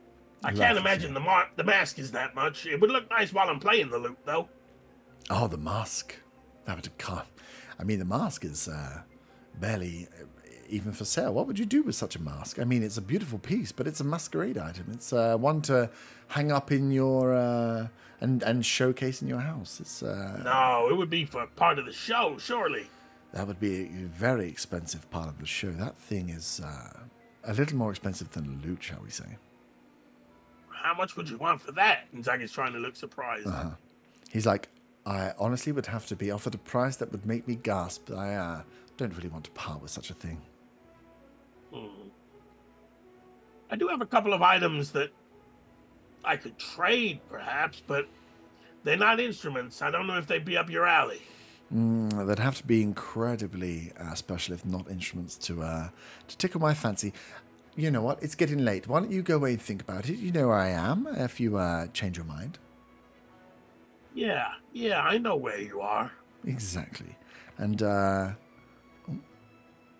yeah, if anything comes across, if you change your mind, you know exactly where I am. And like you say, there's not many buyers for these sort of items. You know the rough price we're looking at, and I would love to sell you something that feels right, that goes to the rightful owner. And I think you might be the rightful owner for this piece. Just before I leave, I want to cast Detect Magic, not on the item so much, but on the shopkeeper in the shop to see if I can detect anything that might be either his magic ability or defenses. Okay. Yeah, so you cast Detect Magic round. You get odd. There are some other magical items here, so you get I assume pings I'm gonna across get the shop. pings. You get pings across the shop on stuff. You can see that that there's a magical essence coming from him himself. Okay, so in theory, he could defend himself. Yeah, you get you'd assume so. I mean, if your mind would say that people don't run around with this stuff, but yeah, there's as you're looking, you get pings across lots of items. You obviously get massive pings from both of these. Both of these are so blindingly glowing in the magical sense for those display cabinets. But yeah, as a presence, this person that is selling to you is covered in magical detect magic sense. Zaga will thank him for his time and exit the shop. Nice. He goes, "I'll be seeing you soon, Zaga." Wait, what? I didn't tell you my name. What? And he closes the door behind you and starts to lock up and turn the lights off and stuff. And Zaga stands there confused for a minute, and then tries to decide if he wants to go and wait for the Dragonborn more or return to the sundial. Nice. So yeah, you can make that decision. It's 9 o'clock. We can have a quick pee break. I need to quickly fill up my drink. And then we should come back for Zaga deciding whether he joins or doesn't for Bakery Part 4, 7, 9. Nice. So, Zaga, you had that altercation as the gentleman sees you out the shop and bids you adieu and says he'll see you soon. Locks the door. You have a choice to go and wait for some Dragonborn or to go down to Bakery. Zaga will approach the guard station again and ask for another message to be passed to the Dragonborn. Yep. The message will say, Zagazoon, the master bard from the island of Draka, has important things to discuss with the Dragonborn. Please get in contact at the Druid House. Okay. You can leave a message there. Yeah, nice. And then he will go back to the others, but be slightly distracted by the shiny dragon mask. Yeah, it's very easy to be captivated for it. Like the way that it almost looked like it was made of metal, but didn't feel like it was made of metal. And then the bronze through to deep reds and stuff. It's just like one of those things you just like, oh, that was real nice. Would be playing on your mind. You stroll. You're not too far. You are 1 block away. So yeah, you come strolling around the corner, walk into the sundial area, where as the festivities and there's a few people milling around. There's drinks being served, like warm. Very Winter Wonderland vibes of warmed alcohol, mulled wine being given out to people as they're celebrating Candlemas, staring up at the stars, celebrating the cleaning and the fresh start that spring brings, and around the central sundial, you all meet up. Over to you. Hang on, it's super busy here. Yeah. Yeah. This area outside, so Candlemas is one of the big festivals, festivities that happen, and all the festivities are kind of run by the Druids. One of their main goals. So they run the cathedrals, they run all the clerical, well, it's the clerics and the Druids together, but they run everything to do with the 9 gods. And Candlemas is one of those. So this area outside the front of the Druid house, which is just normal like a big gravelled space. It's a big entertaining space. It's outside the front. So it looks out from the main Druid house, runs out in a big square. Sundial sits to the back end, but within the middle. And then what they do is they use it for all the different events. So you would have been here many times. There's always stuff going on. There's lots of stuff going on here. It gets used for different areas. But when there's things like this on, the Druids kind of come out in force. definitely Von Van would have been roped in at different times to coming out and serving things and looking after the community. The druids do lots of stuff for the different festivities out this area. So you are like in the middle of a Winter Wonderland party, essentially. Can I actively be keeping a lookout to make sure my parents don't turn up? You can, yeah. Give me a perception. I asked you for a perception check, but I'm sure you'll roll low. I can roll. You can roll. Yeah, roll. We'll say your passive perception will be on 20. keen. Nice. So yeah, you're keeping an eye out. Although you do remember you haven't probably been. A lot of the festivities. I suppose now it's moving more towards adults, but you're on the cusp where like kids are being kicked out and adults coming in. So there's lots of these kids running around in bear suits, eating sticky treats that you'd seen all over the town.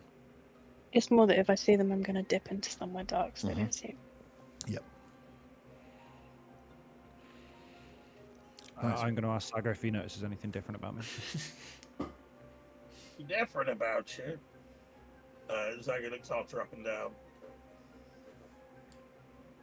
Zaga looks after up and down again. Zaga looks him up and down one more time. Nope. Insight check. That feels like a setup. 14. Am I rolling? I don't care. I can fail the inside check. You're rolling either persuasion or deception, whether you actually did or you actually didn't. Either way, you're adding the same number anyway, probably, aren't you? No, persuasion is better than deception. I rolled a 10, and that's with deception. He did notice. You can see it in his eye. That's all I wanted, and I looked chuffed with myself.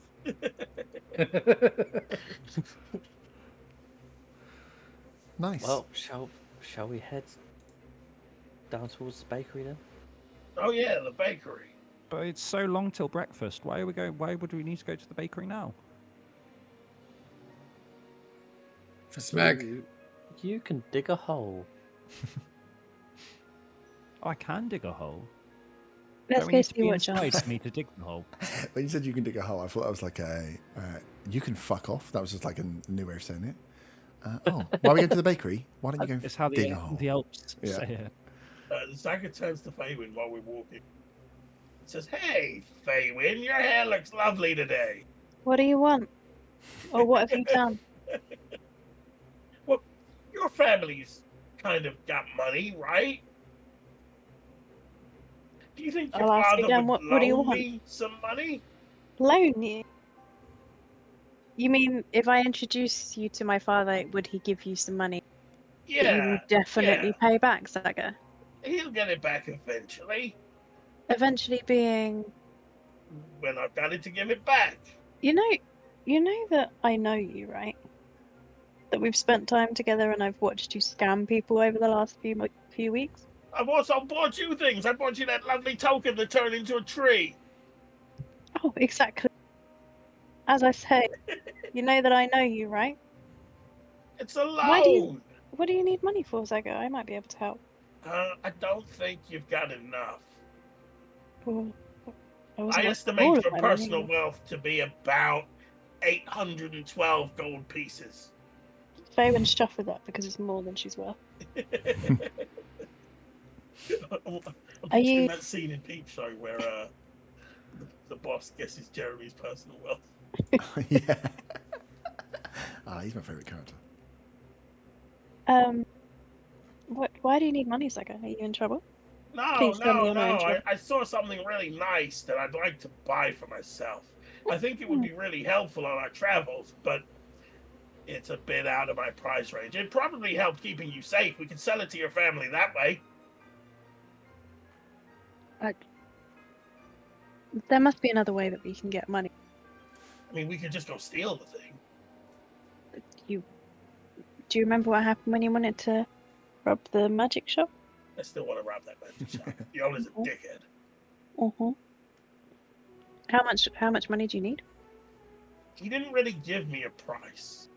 Oh, that's always worrying in all this. That I'd means the probably sky's the need limit. about 6,000 gold. 6,000? What on earth were you looking to buy? It doesn't matter. It doesn't matter. I Does mean, your dad have 6,000 gold? for you, no, not a chance. You won't even tell me what it is you're trying to buy. It could be something that you're going to use for evil, Zaga. Why would I use something for evil? £6,000 in all her. Could be anything, good or bad. Zaga regrets talking to Fabian about this. Fabian's smug. She's pleased with that stuff. Hey, noticing that she looks smug. Only one of us is allowed to look smug.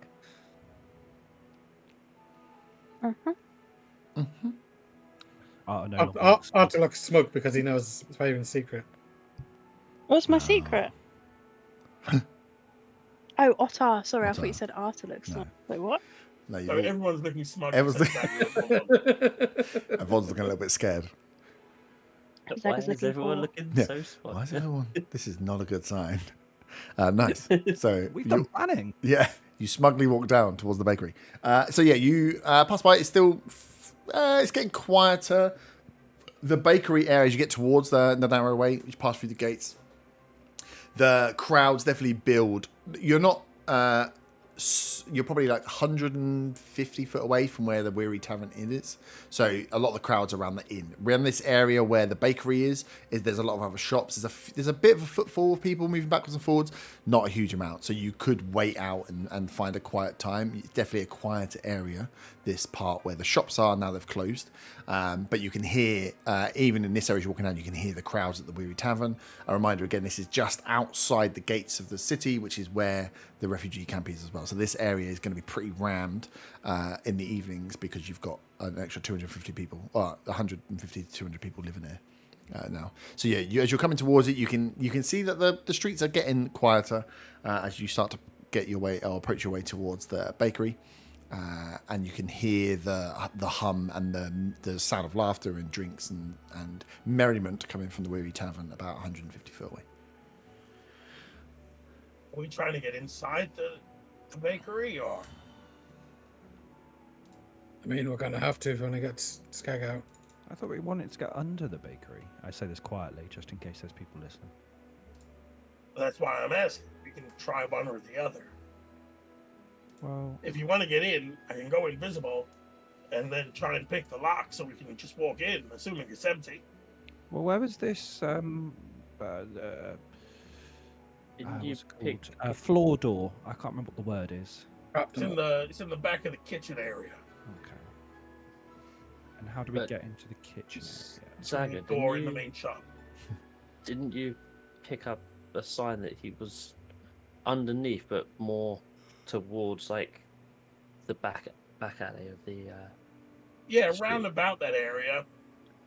I assume the door goes down in that direction. Because if that's the case, we don't need to get inside. If after you can dig down.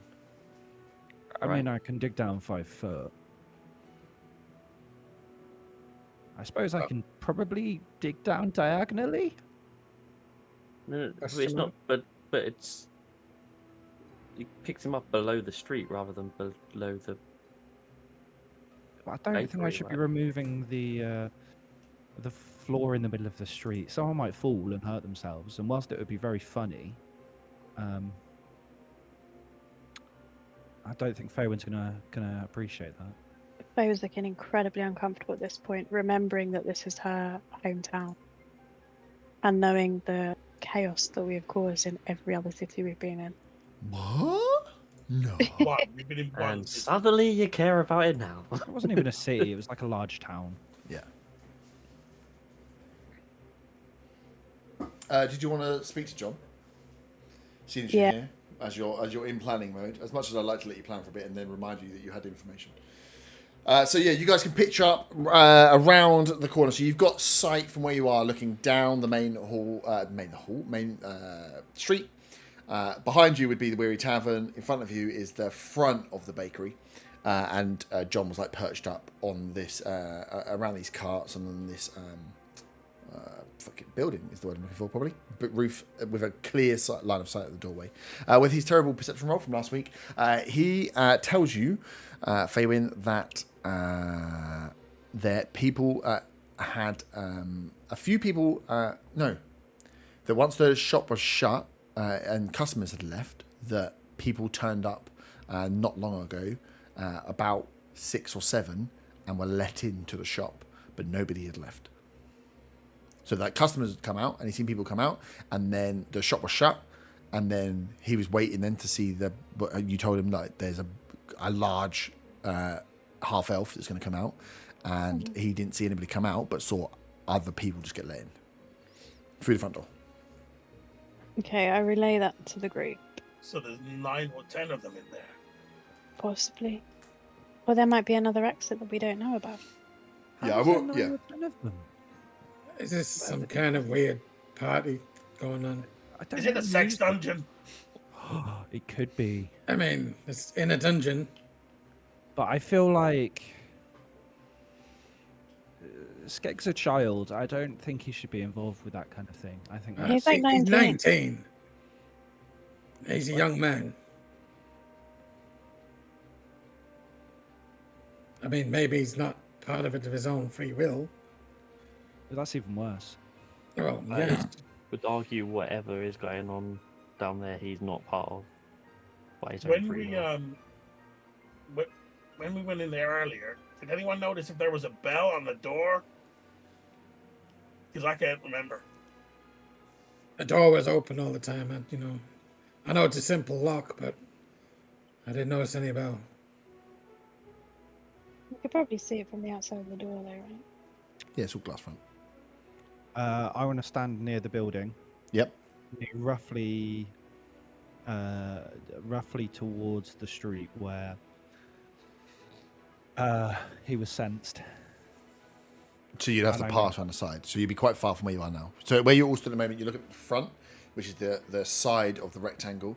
Where you noticed he was round the left-hand side. So you'd have to go on the short. So you'd have to move away. You all have to move, or you move away on your own.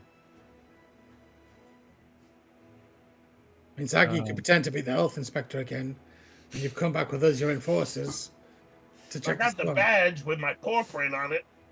Do health inspectors have enforcers? They do now. Those Faywin, pirate health inspectors. Yeah. Faywin starts to back away. She's not getting involved. Do we notice Fabian backing away? Slowly. Up to you. You're doing it quickly, running. No, just slowly backing off. So, do you Yeah. want me to turn invisible and go pick the lock? Now let's go around the side, and I'll see. We'll make a small hole, and we'll see whether it reaches the tunnel. If we assume there's a tunnel, and if there isn't, then so be it. How much noise will you make? None. I'll just make a big hole, so don't fall in it. Is it worth someone kind of going out towards the street to kind of make sure no one notices? Are you causing some sort of distraction out there just in case? Or I could perform under pressure, but I could keep watch from the front side. Sorry, what's that, Fabian? I can't hear you way back there. Faywin turns her back on Von. Have you fired again, Zaga? Faywin's moving away from us. You'd have smelled it if I did. I just thought I got used to it. You know how like when you live in a house. Not that I've ever lived in a house, but I assume that you it just kind of you get used to the smell, and then you go back out and come back in, and then you're like, "Ugh, this is gross." I assume that's what being near you's like. That's an What ugly term. are we doing? What I'm are waiting we on you guys to doing? decide whether you're doing a distraction. I don't care. I'll just do the thing, and we'll see what happens. You either do the thing, or I'm just gonna go straight in. I do the thing. I'll put John on the perch he was on before to keep watch of the door, and then I'll look around the surrounding So areas. John, oh yeah, okay, yeah, cool. So yeah, John can watch the door from that entrance then.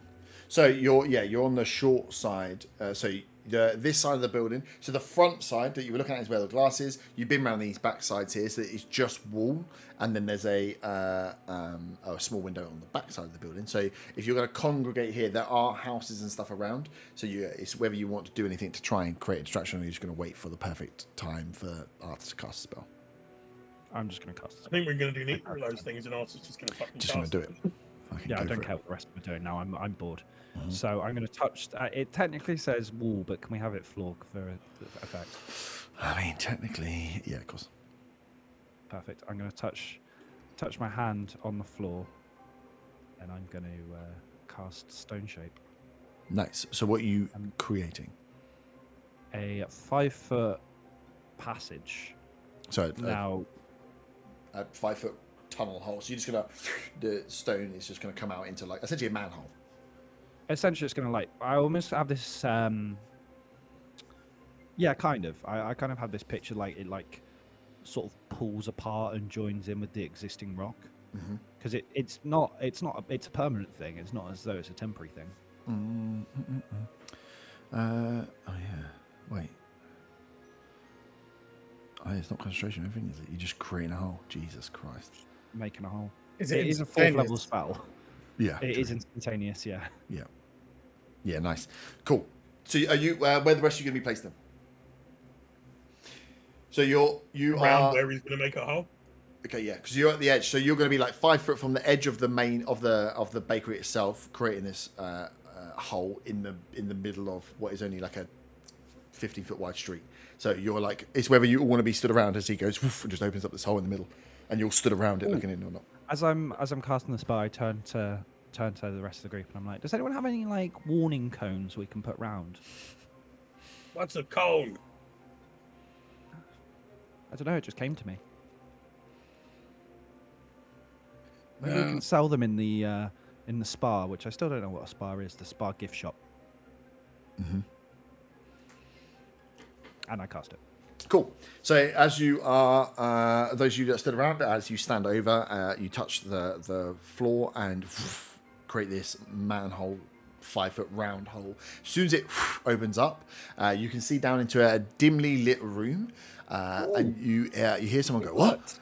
And then you hear the sound. You just hear like a raucous noise come up through anything. People just like, "Gah, yes, gah!" And then you hear over top of that someone go, "What the? And then someone just start banging on the door. Fabian, are they speaking Minotaur? I'm too far away to hear. You are too far away to hear. But as you're looking down, you can see that you've created the 5 foot, and then it's so to drop in would be dropping down like 15 foot. Are they the people that are shouting and stuff? Are they armed or are they? You're looking down a 5 foot tunnel. All you're getting is noise. So as you open it up, it's essentially the same as when you push open a pub door is the same sort of experience. You've opened the door and it's like fucking hell. So as you've opened it up and you're all stood around, there's now a channel for sound to come out, and all you're hearing is cheering, come on, yeah, go on, fuck yeah, and it's just general rabble, not exactly under the hole, but coming out, and then over that you just will pick up someone going, "What the?" and just start bang, boom, boom, boom, boom, boom, boom, banging on the door. That's happening now. How far down into the room is it? 15 foot. 15 foot. 5 foot for the gap you're in, and then another 10 foot down. So you can see it's a room down there. You've just taken out the ceiling. Is there anything to tie a rope onto? No, not really. Zaga. I make a lasso and attach it to tie it around Faywin. I lasso Faywin so she can hold us up. Wait, what? Obviously, I don't Zaga do that. tells everybody he's going to go watch the front door Yep. because it feels like people are about to start running out of there. John and I are looking at the front door. Cool. So there's 3 of you watching the front Zaga door. joins Faywin. Hello, Zaga. You, who stood around the Get the hole? weapon ready. Who stood around the hole? I guess I would be. Arthur. You see, as you're dicking around, you see looking up, just like this pair of eyes of this young, green-skinned fellow look up and just be like, what the fuck? And start moving back, and you're just back to banging the door like, Vera, get me out! Get me out! Surprise. What are you doing? He's banged on the door twice now. I'm looking for. Oh, I know what I'm gonna do. I'm gonna cast silence on the door. You can't see the door. No, like See on it? the floor below. Oh, so you can just cast silence into that zone. Yeah, and because I assume it'll probably have enough reach. How far to go? Let me find silence. Let me find if I've actually got. I assume I've got silence on because I always have silence. I don't, but we've had a long rest, so just assume I've got it on.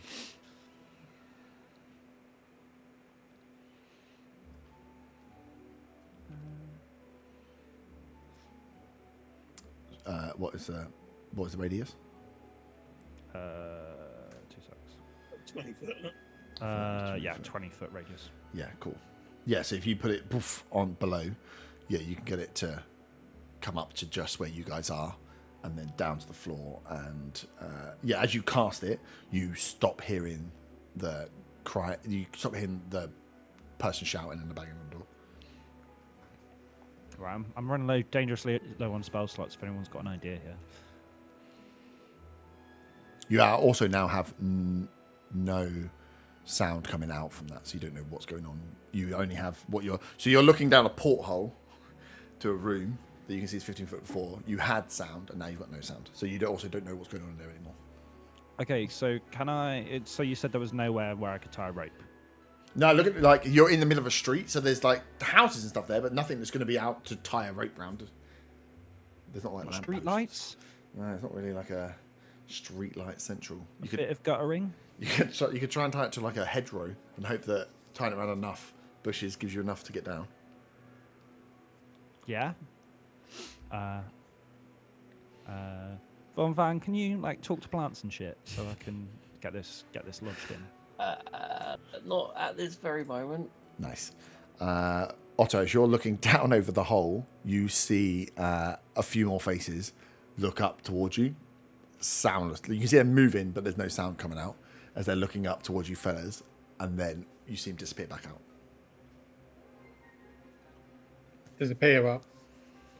Well, disappear which way? Towards where the guy was banging on the door, the other way. So they, yeah, where the guy was banging on the door. Well, you don't know where the guy was banging on the door. Okay. Or you are looking down a 5 foot hole into a room from above. So all you can see is the angle. Like the 5 foot is deep. So your sight lines are like a square around that hole. So all you're seeing is people peek in and go, "What the hell is going on above?" Peek out. You saw one that was a younger green skinned fella. And then you've seen a few more people poke their head in now, but there's no sound, and then they've disappeared out again. But all you're seeing is people look up to what the fuck has created a hole and then disappear. So you've now seen like 3 or 4 people do that and then disappear off. By disappear, I mean out of your sight line, which is Looking one square. down into the hole. Yep. Can I see half-orc in there at all? Can you see what? Can I see a half-orc in there?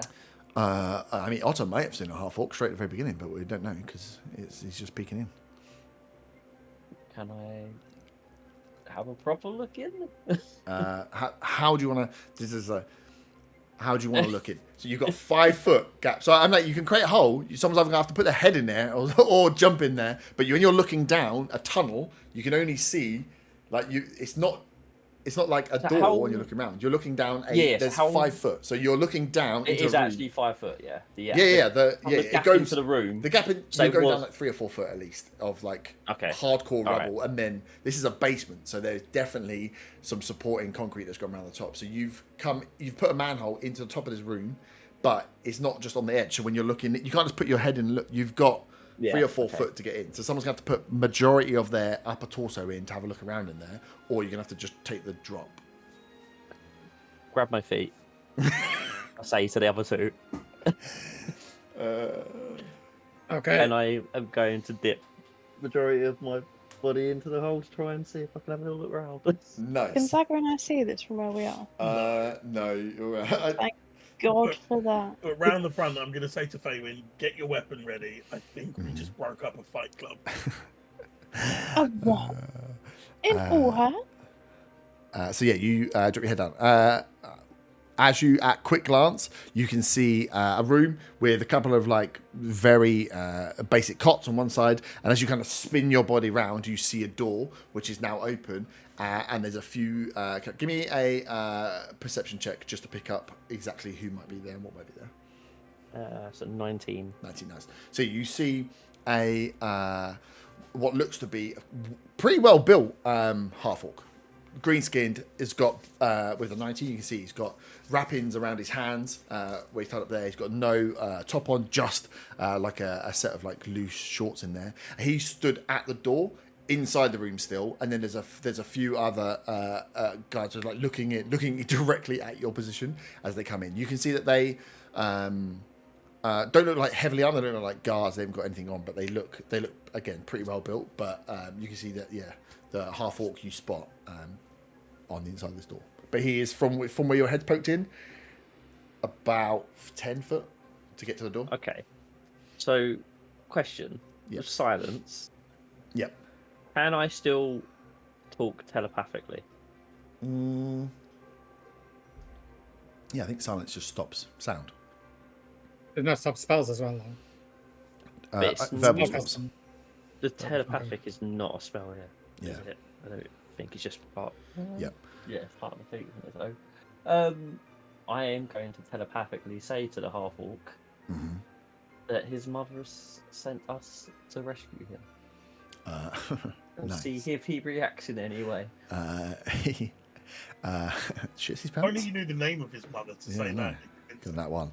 Scared. That's intimidation. So you put it Or down. I will say Skeg, your mother has sent us to send Yeah. you. So I'll say his name at least. He can't respond, can he? In telepathic? He can't respond, but I want to see if he reacts to. He reacts definitely because you're speaking in his head. So he looks incredibly shocked. He was already a bit shocked. Now he looks a little bit scared. But yeah, you can see he definitely reacts. But that is speaking into people's minds is a fucked up thing. Those that are watching the front door, you see lights go on in the back as you start to hear. It's like you be closer, so you start to hear a commotion of people moving on the inside of the shop now. Yeah, Should they're I about trap to them start. in, Zagger? Should I trap them? I don't know. Do we want to fight them or do we want to let them run away? Grab Maybe your bow and look intimidating. I don't want to do intimidation in my home city. I grab my sword and look intimidating. Nice. I move so much further back away from him. As if I'm just not with him. So you guys Zaka turns around and Phaelin, look intimidating! Is there like a bench or something? Yeah. Just go sit down. you can just sit down if you want. Yeah, there's a cart. There's probably just lean up against a cart if you'd like. Yeah, I'll do that. Okay, cool. While Zaka's this- very disappointed in Phaelin, right? While Ash- this is happening, I'm going to say You two are still just holding obscenely them. loudly. Yeah. Where did this giant hole come from? As you're holding Von's legs And concentrating on silence. and concentrating on silence. As Yeah. Von, you speak to him, you see Skeg react to you speaking in his head. You can see that he goes from shock. Obviously, there's no sound as you're in there. You see pushing past him, one of the guys and another guy, these two will literally be just humans, come charging towards you. They're going to jump and try and grab hold of your head that's hanging through this hole. Okay. It's silent, so So Von can't say anything, can he? and Von can't shout to you guys. No, they rolled on that one. So they jump towards you, and like you see, one jumps and just misses your thing. There are two guys there below you who are gonna make a jump towards you. They've missed on their surprise round essentially to try and grapple you. You are just a head hanging from the ceiling. Do we see any of this? No, 5 You're foot. looking down. Von's entire butt and legs are going to be blocking off. If you were So looking basically, down, you I'm might looking spot at some Bon's shovels. arsehole. You're basically you're looking at the underside of Bon. Can I shake my legs a bit? That's kind of hint for them to try and pull me back up. Oh, shake your legs a bit. Is that the hint? Might make it I don't difficult. know, to I hold mean, on to. Accept him as Arthur. Let go of it. Nice. So yeah, you Arthur and Otter. Von shakes his legs. What does that mean? What do Does you it mean do? drop him or At the same time, as Von starts shaking his legs, the front door of the cafe opens, and out come. They don't, and again, don't look. So you've got just what you would call like ruffians. There's like guys that have got like small daggers or very small swords, and they're coming out. Pub hooligans is what I would describe these guys out as they push out the front of the door looking around. You don't see the baker, you don't see anyone you recognise Zaga or Faywin as they come out. They're coming out looking, and then they're starting to go around the corner. Round the corner towards where the others are. They're going towards where the others are, yeah. Oh, for fuck's sake. Okay, Oh. Von started wiggling his legs. What's the plan? well, he's in silence as well, so we Yeah, won't be able to hear him. he can't say. That's literally why I'm trying to do anything I can to get you to notice and hope that it works. Are we lifting him up or dropping him? I say to Otter, because we're outside the range. I mean, if we drop him, he's going to land on his head. Might knock a screw loose, to be fair, and he has been weird, so he'll be weirder. I'm going to try and lift him out the hole. Yeah, dropping him is probably not best. Nice. What do I need to roll anything for it? Yes. Can you two give me, or one with the help action, give me a strength roll, please? I'll roll, I think, because mine's better. That's a 21. Nice. They only rolled a 10. So yeah, you go to pull. You feel like it was like a bit harder to grab Von than it should have been, and then you almost get like that extra push as Von. These guys had grabbed up, and one of them had just was holding onto the scruff of your coat at the second time as these guys just literally launched you back up through the hole. At the same time, Zaga, where are you placed? If you've seen these guys coming out, they're walking to come down and around that corner. It's literally, they've come out the door, they're going to go south by about 20 foot. Yeah, I'm facing up the door, but probably not on that corner. Mm-hmm. So yeah. So you've seen I'm them come standing out. there. I'm standing there with my sword out, looking intimidating, though. Well, Faywin is not looking intimidating. As Not at intimidating as a 3 foot tall kobold could look. But with a proper sword. With Can I a check if proper there's any sword. guards around? Outside the guards will be back at the main gate. So out in an hour away, they don't really have guards out. The guards stop really at the edge of the sea. When these ruffians come out, do I Yep. see the shop owner? No. You just see 3 or 4 of them. So you're stood at they're gonna they know where they're going, so they're gonna kind of pass back. Are you stood there to try and like, on guard, I'm gonna stop you, or you just stood there with a sword as these guys come out the Well, shop? my hope was that they'd exit the shop and run away because their fight club's been rumbling. Oh no. So People don't tend to just run away because someone randomly put a hole in the ceiling and then put their head instead, through. I'm going to call to Faywin and point towards the shop door and say, "Let's go," Nice. because it's open. These Yeah. They've opened they open the door. You hear them unlock it and then walk out. So okay, so like 3 to 4 of these guys. One of these guys is fucking quite large. As you, Otto and Arta, you pull Von up. Like the force of it almost throws you back. As Von, they've just got hold of your legs. So you kind of you wouldn't necessarily fall down, be prone, but you stumble back a little bit. And as you come to your feet, you hear around the corner these 3 guys come around. One just goes, "Hey, what the fuck are you doing? Get here now!" And they come. There's 3 of them that come over. One seems like Kingpin style, bald head, massive build, no top on, seems to be a little bit sway, and the other guy's a little bit more wiry as they're all coming towards you to try and grab hold of you. You can't. They're not. At the moment, they're not bearing any weapons. They're unarmed, but you can see that they have like small daggers on them.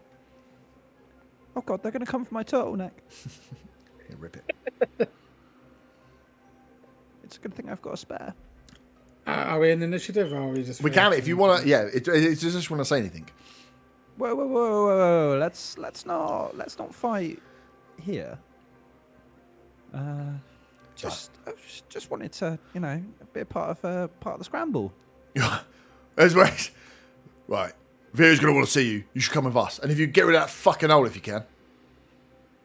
As he one of them comes up, but he just puts his hand onto your shoulder, Arta. So the first one that's there, the bigger guy does. Just gives you not like a death grip, but enough of a grip on it. All right, calm it down. And I.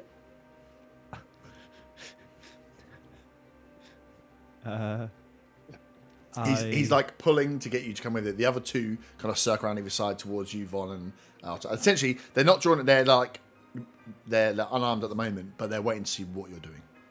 I'm trying to work out how to fill the hole in. I don't know how this hole got here. No, that's a lie. Yeah, that's a lie. Should we go then, guys? As I kind of crane my head while still being like held by this big beefy man.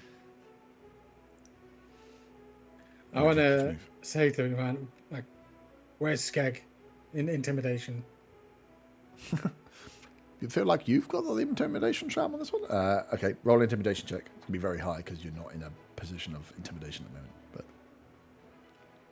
I mean, I think that's because they don't realise how dangerous we actually are. yeah.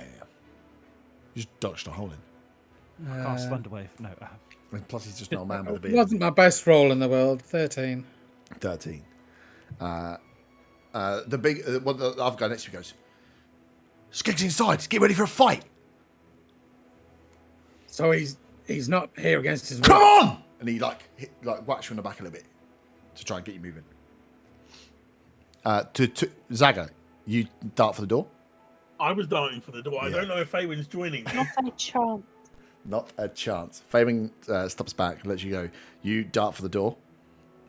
Yeah, I rush in. Nice. So you rush in. You can see you can see some light coming from the back, so you can shoot straight towards where you know the trapdoor is. You see the box has been moved. The trapdoor is there, slightly ajar. There's a very big temptation to just blast a fireball in there. Mental. Very big temptation. Mental. Roll for it. It's still silenced though, isn't it? Yeah. Yeah, 20 foot. Yeah. I don't think we'd be in the range of the silence, but the silence is still going on. It's going on for like There's another nobody 9 else in the minutes. kitchen with me though, right? Upstairs, there's no one in it. As you've just run in here and looked around, it's dark, seen that the latch is open, seen the boxes have been moved. So as you get into the kitchen, you can see the boxes have been moved into the kitchen, freeing up that top corner, and the latch is like the door is open. You can see light coming out from below from this trapdoor. At this point, I'm actually realising that Faywin has not rushed in with me. Mhm. She's No, a you're shit with wingman. John. She's a shit wingman. I'm just going to go invisible. Nice. You cast invisibility and stay where you are. Yeah, and stay where I am for now. I'm going to Cool. see what happens. I'm going to see if Faywin comes in, and if she does, I'm going to throw some cooking ingredients at her from invisibility for fucking not running in with me in the first place. Nice. So you look around, see the latch, see the boxes have been moved, and then go, fuck, Faywin's not here. Poof, go invisible at about the time that the big guy's pulling you, Arthur, towards the door, and the other two around behind you, Von and Otter, just kind of like, not shoving you in and out to get you moving. As long as you're walking towards the door, they're happy. They just want to get you in. They're looking around, check no one's looking. Yeah. Faywin, where are you stood? Because you see these guys start to come back and make their way towards the front door. Are you going to try and hide out of sight? You said there was a cart, Yeah. so yeah, I'll duck behind the cart. Yeah, cool. But I'd still like to be poking me little eyeballs out. Yeah, you can be watching them. Just as long as you're high, they're not over. They're just looking about left and right to see who else is, if there's anyone else looking around. So you've seen them. You've seen Zaga go in, and then you stayed, and then these guys that walk around the corner are coming back now, and they're kind of the bigger guy's got his hand on Arthur's shoulder, and he's just kind of like leading him towards the front door, and then the other two are like pushing Von and Otter towards the door behind them as well. I turn around and say, touch me again and you'll lose those hands. Oh, he goes, Butch, you see this one? He's got fighting talk at least. And they have a little laugh. He's like, well, we'll see what he's worth. Does he touch me again? Are you trying to goad me into something? Because I will fucking kill you. No, I'm just asking. I'm just asking you. He laughs. As long as you keep moving, if you stop moving, he's going to push you to keep moving. No, I'm still walking. Yeah, if you're walking, as I said, as long as you're walking towards the front door and not causing anything, they're keeping you moving. If you stop to move off, they're like, no, you're getting in. They're taking you inside this bakery now. So is this a birthday party that we've interrupted? He's like, oh, well, it could be. Is it your birthday? As he opens the door and just, like, I pushes don't know you when in. my birthday is, if I'm honest. Well, then let's say it's your birthday, yeah? Well, it could be. And he just it pushes could be, you. yeah. Zaga, you hear the door open and you see this one large dude, these two small dudes, and then your three companions being led in towards the back, towards this, where you are essentially. As one of the little ones comes around, he locks the door behind as you guys will get in. So the front door gets locked behind as they lead you up. And Butch, the main guy that you call Butch, opens up and leans down and he goes, Vera, you'll never guess what we've caught. And he goes, after you, gents. And off you down. You can see that there's a small, there's like a flap down, a very small set of steps, like 1 foot at a time, to get onto like a landing, which then you can see there's a further staircase. Going in? Of course. Yeah. Cool. So yeah, push you one at a time, they go in after you. And as you come down one by one, you see now, Zaga, you're going to try and sneak in behind? No, what I'm going to do is I'm going to go back to the front door, unlock it, and pocket the key. Oh. It's not a key, it's a latch. Oh, I'll just unlock it then. Yeah, okay. Cool. And I'll open it. Oh, hang on. So once they've locked it, you're gonna wait till they go in and close that latch down. Because under stealth, I don't think you'll be able to get back, unlock the latch, and get back into the hole at this without having to definitely roll something. Well, the hole was locked with a padlock before, wasn't it? Yeah. Well, yeah, I'm just saying. No, sorry, not locked. They're going to open it, so the door's going to be open. They're going to move in, and there'll be a chance for you to go in with the rest of them as they're going in. But you know they've locked the front door. If you want to run and unlock the front door, you're going to have to like scatter over. If you and get in whilst they've still got this latch open, you're going to have to move at speed, which means you're going to have to roll for stealth because you're going to have to move, make a noise, and move back. But if you want to wait for them just to go in and see if they close it or latch it or whatever else, and then go and do that, you don't need to worry so much about rolling. Yeah, no, I'll wait for them to do that. I'm not in a rush. Cool. So you let them all pass in, door comes down, you see it just closes. You don't hear anything else. Obviously, they don't put any padlock on from the outside because they're inside it themselves. And then the room goes dark again. So you can go and unlock the door and do what you want.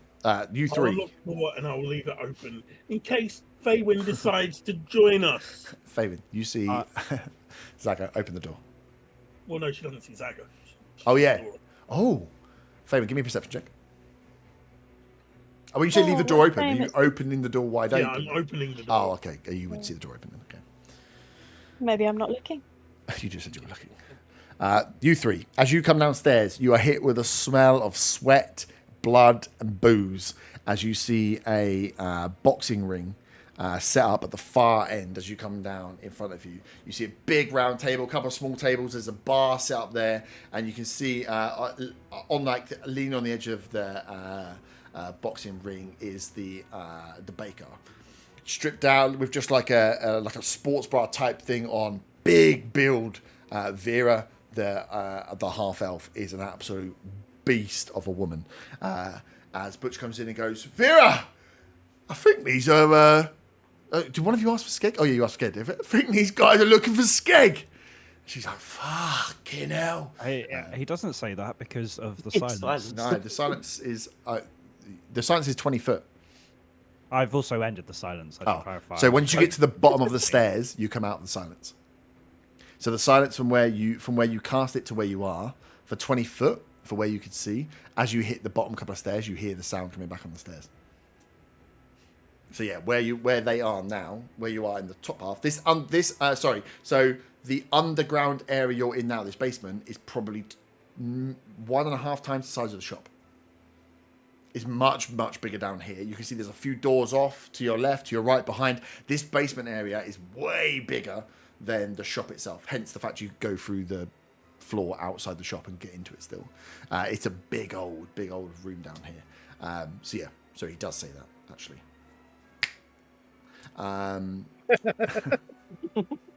the rest, and you see a load of them look around. So you see a load of guys there. Some of them have got wraps on their hands. You can see there's a couple of goblins in the main boxing ring now, just clearing up from the bit before, as Butch kind of leads you all in.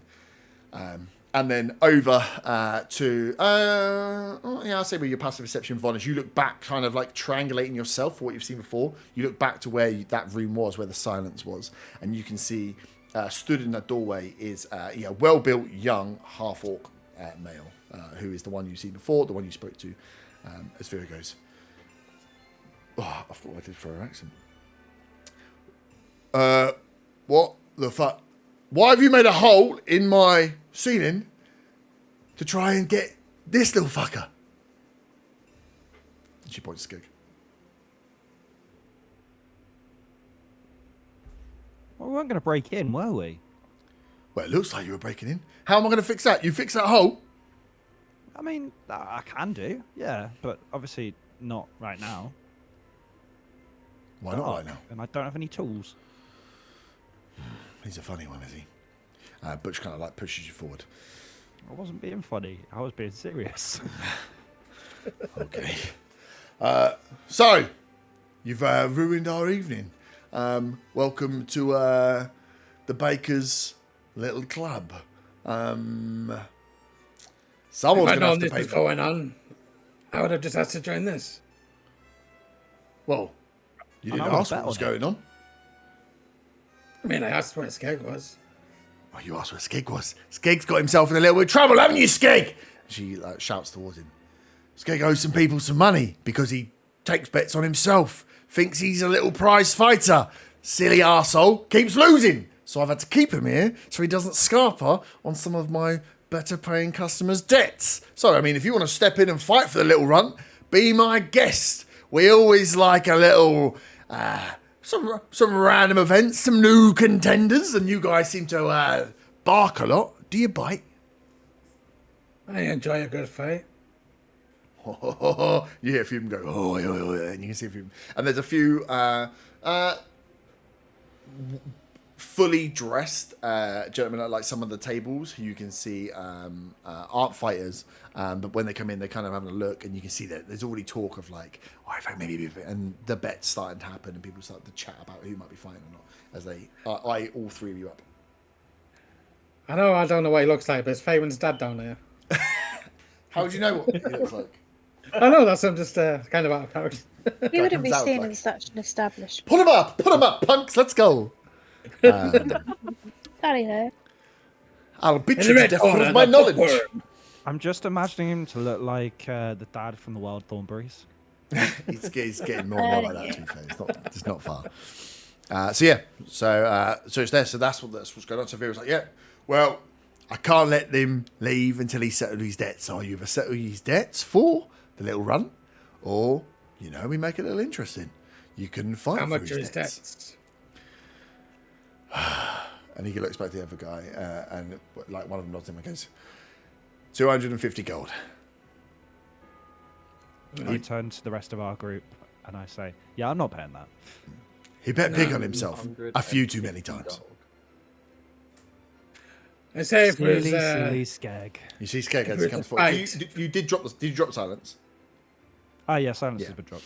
So when he comes forward, he's like, yeah, but I can get it back. I just need one good fight. And you can see that Skeg is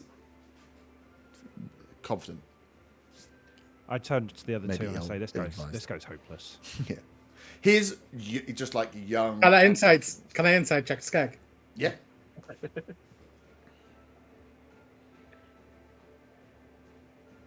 Did you? What's mine? 18. 18. You can see that Skeg believes he can win back. He is confident. He is confident that he can win back and get himself free. Whether he actually can or not is a different thing. But his resolve, his drive is fucking up there with the rest. He would probably stay here So forever he fighting. does believe in himself. It's not just like Yeah. him putting on the front. No. He thinks he can get himself out of the situation. Definitely. He is but he's ready to fight. You can see it as well. The way he's dressed now. That explain it. Like he is bare knuckle wrapped up. He is ready to go. His top's off. He's warmed up. He's got his knuckle wraps on. He's like ready to get into a fight at some point. It just obviously hasn't been working out for him, and now he's got himself some debt. So, gents, we want a little fight. Okay, if we were to fight for his debts and say, should we lose, what happens then? Well, you lose money. He stays here until he pays his debts. I thought that was quite simple. No, but I mean, so we wouldn't lose money. He just stays here. Oh no, you'd lose money. This is a gambling game. You put money down. We see who's betting on who. The winnings go against his debt. So Or you we're just pay it off if you're not ready for a then. fight. I mean, if you boys come down here and you're not ready to take on some of these ruffians, then I can't make you, can I? I mean, I'm all game for a fight. I just don't know if I want to fight to pay his debts off. Well, it's your choice. I You've might just come, fight for myself. I mean, you've come down here looking for him. You've put a hole in my ceiling, which I'm going to have to I get sorted. apologise for that. Well, apologies don't pay for holes in ceilings, do they? Right. Well. Okay. That's fair. So if I were to partake in this this gambling, what kind of odds am I looking at? On my Sorry. man otter here. You're still wearing your ruffled shirt, right? He's Arthur? wearing that. As you started talking like the warehouse accent. He's got a pencil thin mustache and Turtleneck. turtleneck. Just for He my, looks- just for my. He's my manager. Thank you. While this is happening, Mhm. can I attempt to stealthily crack open the hatch and figure out what's going on Yeah. just by listening? Yeah. Just roll. If you want to, you can crack open the hatch. You could just roll a perception for listening at what's going on. Will it be easier if I crack open that? Yeah. If you crack open, roll a stealth and then roll a higher than 10. Stealth is 17. Yeah, nice. Then roll your perception advantage.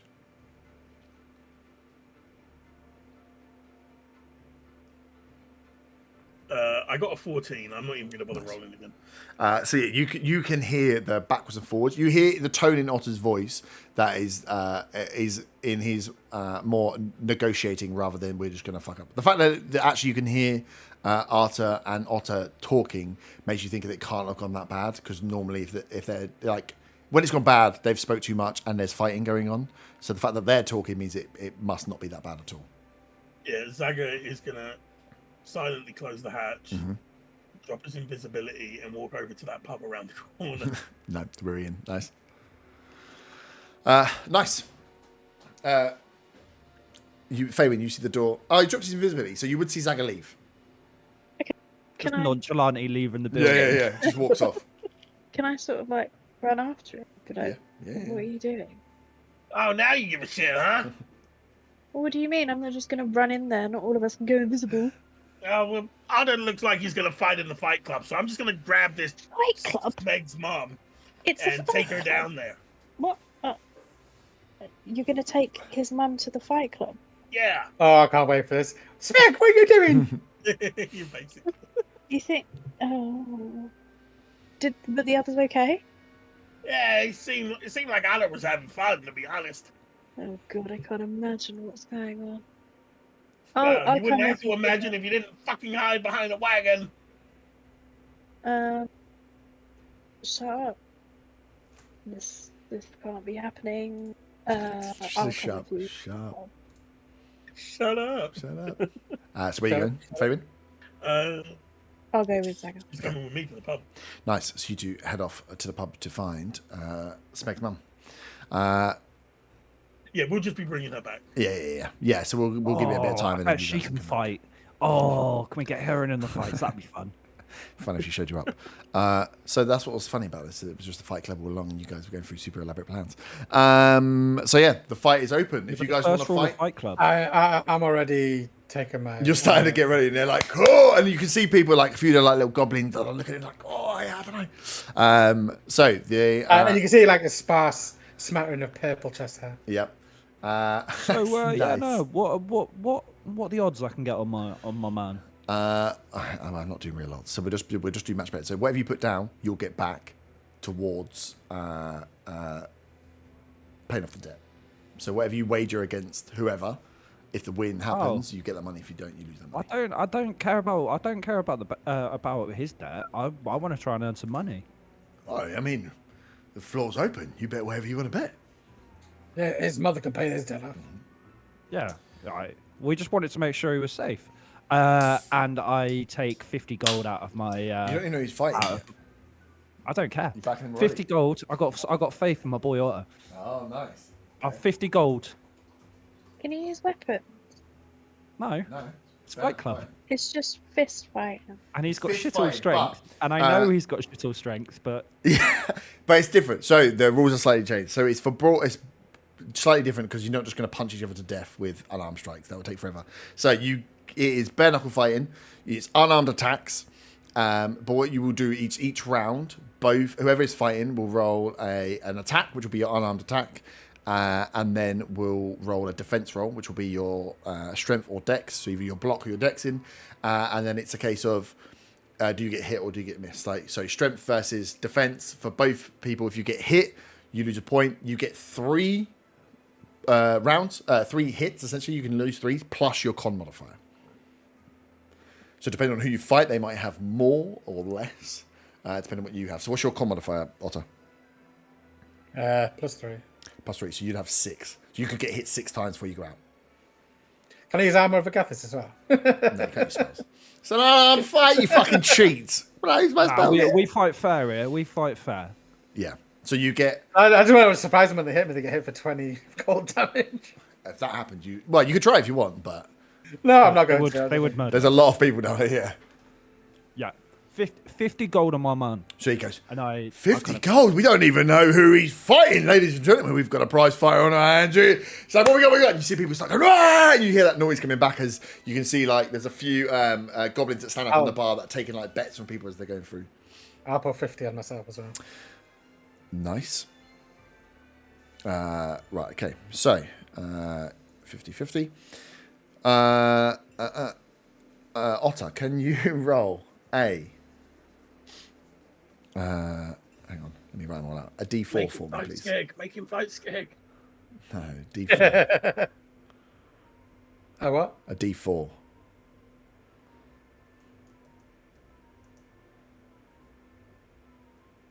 Do we get a reward for this skill? 2.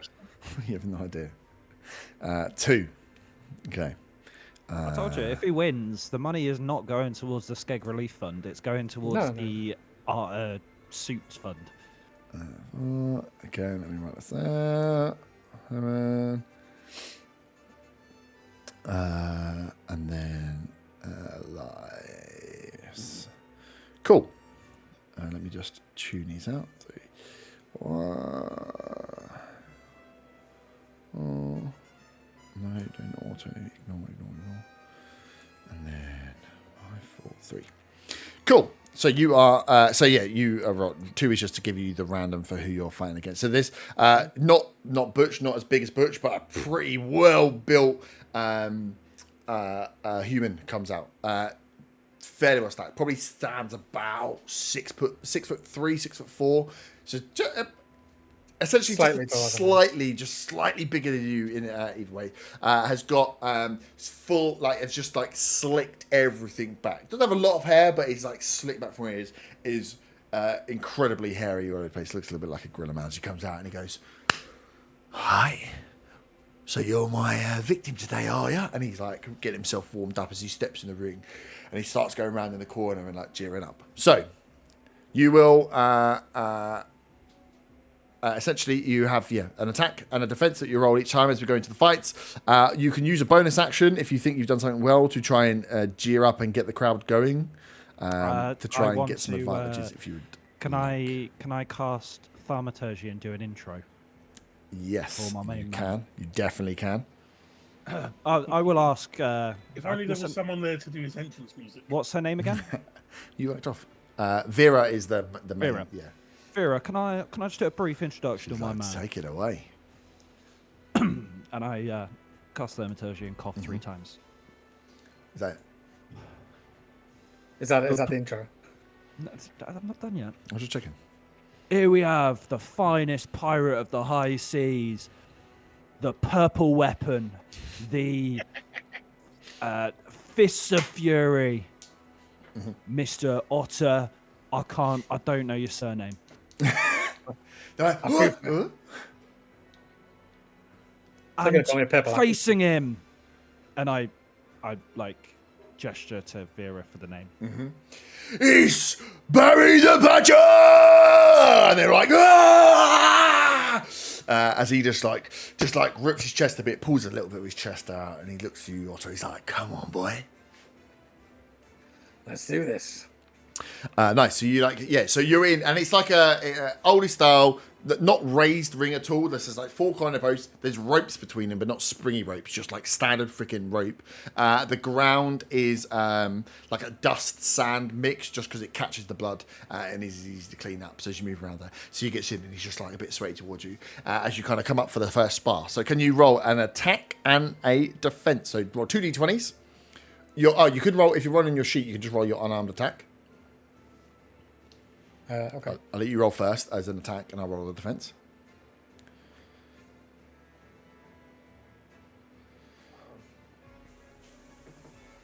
I'm stood on the sidelines doing interpretive dance. 23. 23, nice. He only rolls a 18. So yeah, you're first as you come in. What are you going for the first? As he comes in big, you get first hit on him. Anything special? It's up to you. Into the body to try and wind him. Nice, yes. He's coming up, high block, and you straight aside as you go. Whoa! As they go in, he's then going to take a swing against you. That's quite good. That is a dirty 20. Okay. Do I roll anything against this? You roll a defense, yeah. So you roll D20. D20, you add either strength or dex. Strength if you want to block, dex for like maneuvering out the way.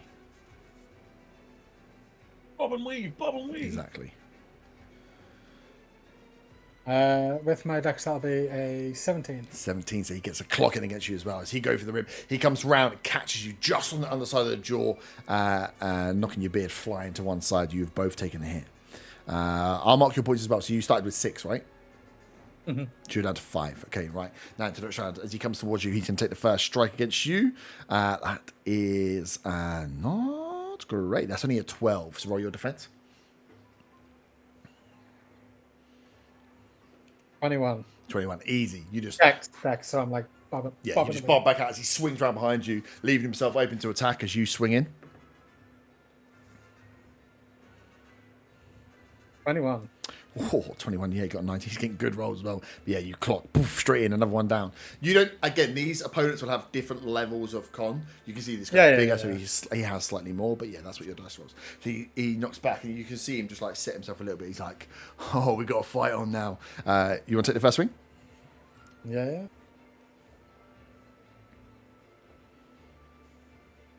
Ignore that,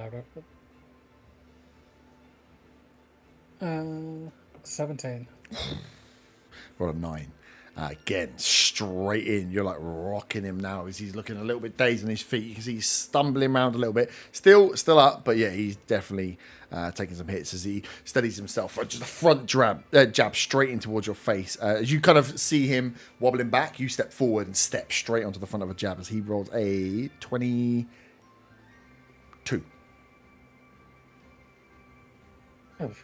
7. Oh yeah, so you're like, I've got this now. As you just walk, as people are like, oh, and you just walk straight like onto your nose, just poof, bit of blood spurts out into the beard as you have to like spit it out. As he's like, I'm not done yet, boy. I just spit the blood out and sort of just smile at him because I'm enjoying it. Yeah, he's gonna go straight on the back of that and try and get you again. Only rolls a 12. 15. Oh, nice. You get out of the way and you get a chance to swipe back.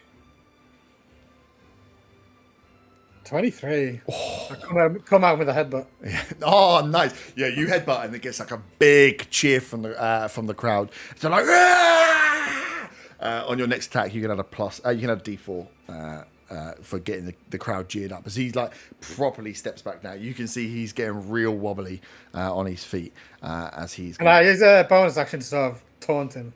Yeah, definitely. Yeah, you already get the +4 bonus. But yeah, you can see now that you're getting yourself ready now. You're feeling it, and you can see that he's starting to panic a little bit as he kind of gets himself set, comes towards you a little bit rashly, and only rolls again a 12. What your defense?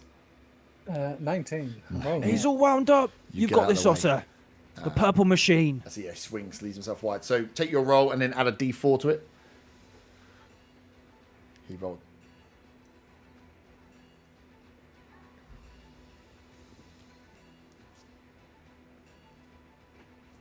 $18 altogether.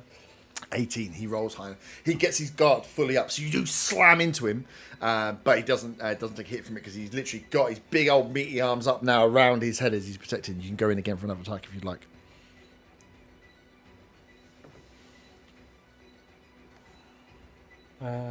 16. I rolled a 10. Yeah, he's getting weak now. He's got his guard up. As you get him in, he is one blow from going down now. You can see he's wobbly as hell. He's going to go... So I had his arms up there. I grabbed the back of his head and drive a knee into his face. Oh, nice. He steps himself back. You can see he is fully wobbly. He's going for one more. There's a Hail Mary towards you as a last hit. He rolls a 16. Roll your defense. That's 5. Oh, so yeah, even though he's a bit wobbly on his feet, he gets a big hand across, bam, one into you, but leaves himself completely open for you to try and finish. I've rolled quite well on defense. 17. Oh, not enough. As he leads across, tries to get his hand up, describe how you want to knock this guy out. So he clocked me. I kneed him in the face, then he clocked me. Yeah, he's clocked you, and he's just like big swing cross, clocked you, but he's like his body's on full stretch. He's like off balance. Completely up to you. I stumble back after his hit, and I come lurching forward with a Superman punch right into his face. Nice. He goes back into the ropes. The two end bars fall down. Falls into a couple of people. And like, cheering as you guys, as you've just knocked him out. You are bleeding from your nose and out sweating. But yeah, not Vera. She's big. She doesn't get in the ring. But like a younger guy comes in, lifts your hand and goes, "We gotta win! We gotta win!" And everyone starts cheering. They go over and start collecting their monies. As this has happened, I turn to Vera and I say, "Keep my winnings. Just give me my 50 back, and we'll. That should pay for the hole in your roof.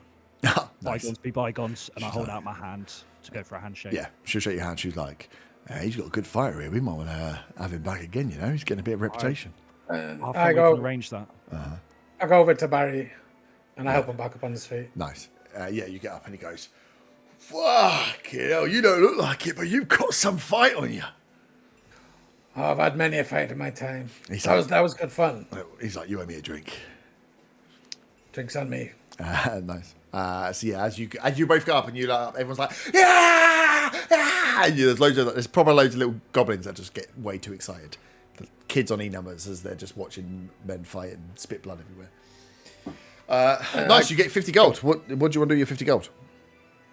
Is that my 50 back and 50? Yeah, you get your 50 back. So yeah, you get 100 back. So you get your 50 plus 50. Okay. I'll take 60. I buy myself and Barry a drink. Yeah, that's like a cup of copper. And the rest can go towards Skag. Oh, nice. So what's that? 40 less change. Yeah. Yeah. Nice. I said to Vera, I enjoyed that. Am I welcome back? Oh, anytime. We run the fight club 3 times a week. You know when to turn up. She'll give you dates. I just don't know what days are. I won't mention this, but I will say Skeg's mum's been asking for him. That's why we're here. Oh, yeah, but Skeg shouldn't have got himself in trouble, can I? I can't just let him go. No, I understand that. Debts paid. I just mean in terms of you want to keep this on the down low. Ah, I like you. Might want to. You might want to do that. About to bring your mother in. So treat her right. As like next rounds are getting up. So Von and Arta, up to you whether you want to jump in and have a fight or not. Otherwise, Skeg is going to be jumping in the ring. No, I'm a manager. You're a manager. As you are having this conversation, Skeg comes up. He's like, "Vera, I'm ready to go. Vera. Just get me in. It'll be fine." And she kind of looks at you, Otto, and says, "Look, he thinks he can win his money back." I'm not his mother. I know. Are you meaning him to fight me? No. I mean, if you want to fight him, that would be a bit fucked up, though. You don't think? I mean, We've got ample people for him to fight. Yeah. He's been fighting them all day. Nah, you've got an ulterior motive, or I can't have you as a reasonable manager here. I can't have you fighting him. True, we don't want any. I'm not one to take a dive, but no, that's fine. No, I know you're not, but you know we're new to the scene. We've got work our way in slowly. I just realised you're doing that weird accent. Yeah, I know. What I will say, I'm gonna put 30 on the young'un. Oh, He's stupid. 30 gold to clarify. He's Yeah. stupid, and it sounds like he's been hit in the head far too many times. But true. We've show seen a it. little bit of faith in him. 30 gold on Skeg. Well, we also don't know who Skeg is going to be fighting, do we? Once again, Can someone roll a d4 for me?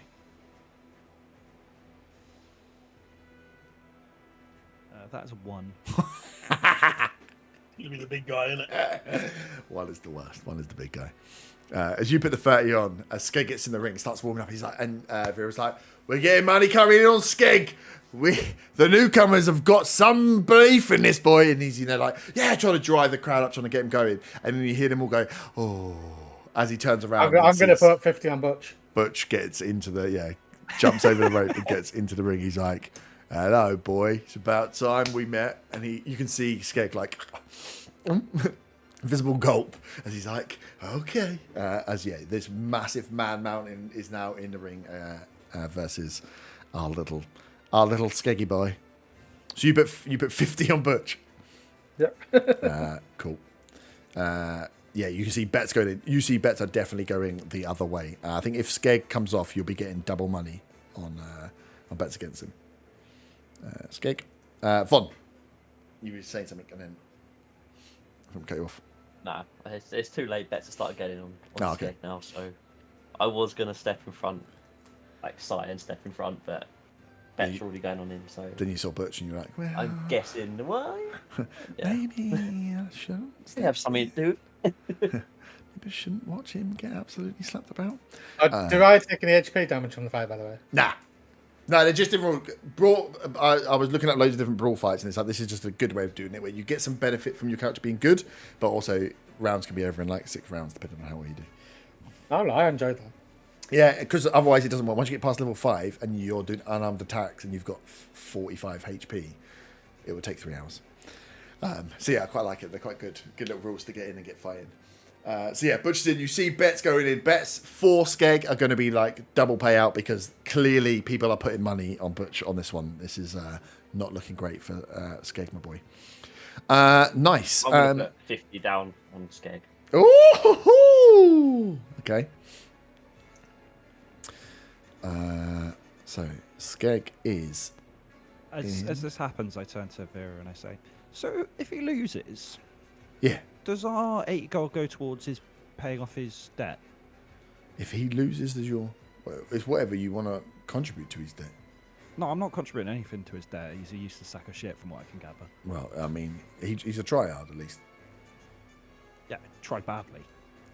Oh, you tried hard and then did badly from that, but you know. Okay. Anyway, every dog has his day. Sorry, I'll let you get on with your business. Yeah, that's right. Yeah, she doesn't do that much. Once she's introduced them, she sits back and you see that there's a few goblins that are like taking off bets and stuff, and a few of the people up, a bit like like a bookies, like Ascot. People are running up there putting money on, but you can see like odds just tick as people are just whacking money on Butch on this one.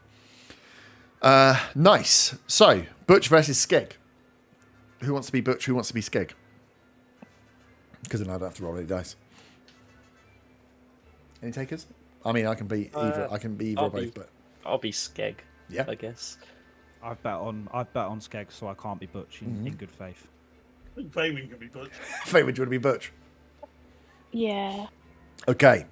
So It's Haywood versus Kinsey. The matchup of all we wanted to see. we can assume that that Butch has more con than Skeg. So Butch is going to have more lives, but it's not to say it can't be done. So you will roll attack and defense each time, and Butch is adding a +4 for attack and +7 for defense. Jesus. And Skeg is adding +1 for attack and +4 for defense. Bring it, bitch. Skeg is fucked. So you see as they line up and they're like, right, let's get a fight on our hands. And Vera kicks off, everyone starts cheering as Butch just steps straight in. I think Butch is definitely going to take the initiative and just try and take a swing straight for Skeg. So roll your attack first, and then the corresponding person roll a defense. You can roll both your dice at the same time if you want, if you've got 2 d20s. But yeah, d20s and add those numbers in. So butch up, Sorry, swing. Butch again. +4 on attacks. You adding? Yeah. So would roll 18. 18. Skeg. So you can, you roll it. Essentially, Skeg's rolling defense to try and you add 4. That one. Literally That face down knockout. steps up and just Seeing gets- this fight, I've just got my head in my hands. Oh my god. Skeg gets absolutely like fist almost as big as his face as he goes boom, straight in. He wobbles back into the ropes and people push him in and it's just like, whoa! People start going straight away. Skeg, your chance to throw a punch back, roll an attack.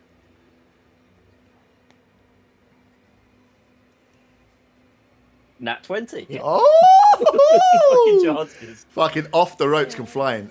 Roll a defense though, because you still got +7 to defense. So yeah, No, Nat not 20 gonna will be hit. enough. Go 5. Oh, so yeah, you see almost Butch gets excited. Doing that one off, almost goes to gloat too early as the springboard off the end. Skeg flies for the air, just bam, cracks straight. Almost like to get a good strike on Butch, he's gonna have to jump a little bit. Like the heights aren't too far off, but he's just a big old man. But yeah, big swing in, rocks Butch on his feet as everyone's like, whoa! As Butch just turns and looks back, ready to go in again. Just realised I wasn't adding anything to my defence and when I was fighting. Oh, you were not?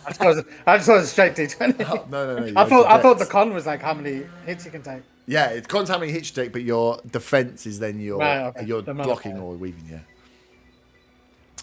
Yeah. Butch swinging.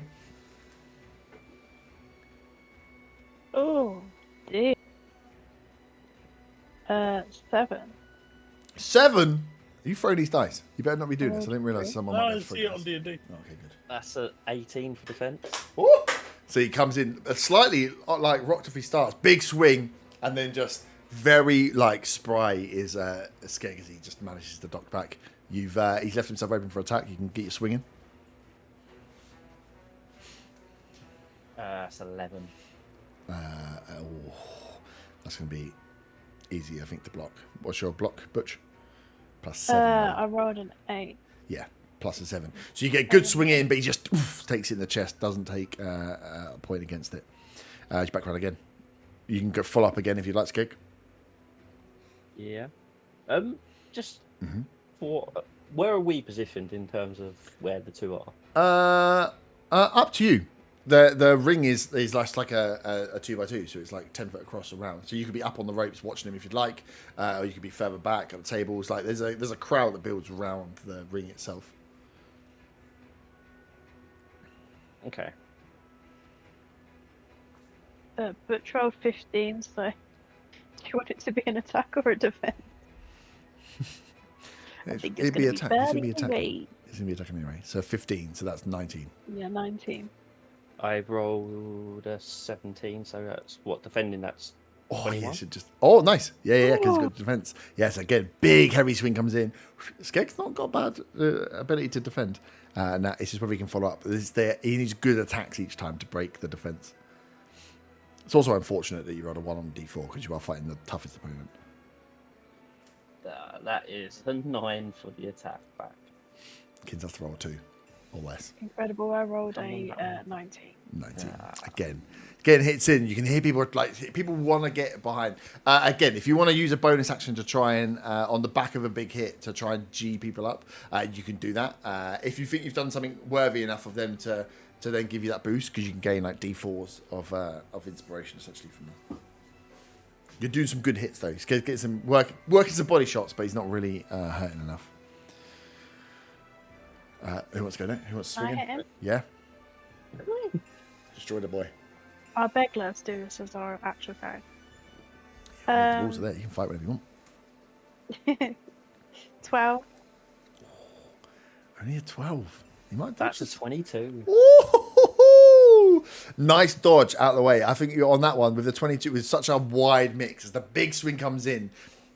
I almost think like Skeg's getting like light on his feet now. He's getting real cocky. Just his hits are like he's warming up with the hits. They're not doing as much damage, but he's definitely dodging a lot of big swings. I think for your next attack, roll a D4 on top of it. It's such a large gate that you won that one by.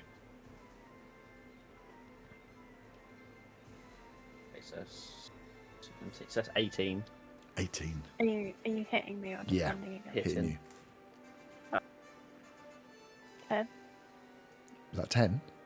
Yeah. Big hit. Hawkins, I've got money on this. Hello. Point goes Mate, down. First if point has moved let's- in a while. Let's just be real. If it was Faywin, she would have knocked him out. All right, just knocked him out. Nice. As the cheer goes up, as Skeg connects on a blow. Up to you. You follow in with a second one, or I'm gonna go straight in with a second. Yeah. It's a nat 20. Ooh, follow up. Roll your defense. I mean, it's not 20. It's gonna hit, but I mean, I rolled a 5. oh, It's not even worth it. Crowd started a chant. They- Skeg. the crowd are starting to believe you are. In terms of like you're looking pretty fresh, but in terms of like con points, it's getting like within now. Skeg can feel that he is. If he keeps up this work, keeps dodging enough, he can just keep working. He's got the stamina to go all the way. But it is Butcher's turn to swing back at him. Butch is absolutely furious and hits an 18. Needs to be a big defense roll.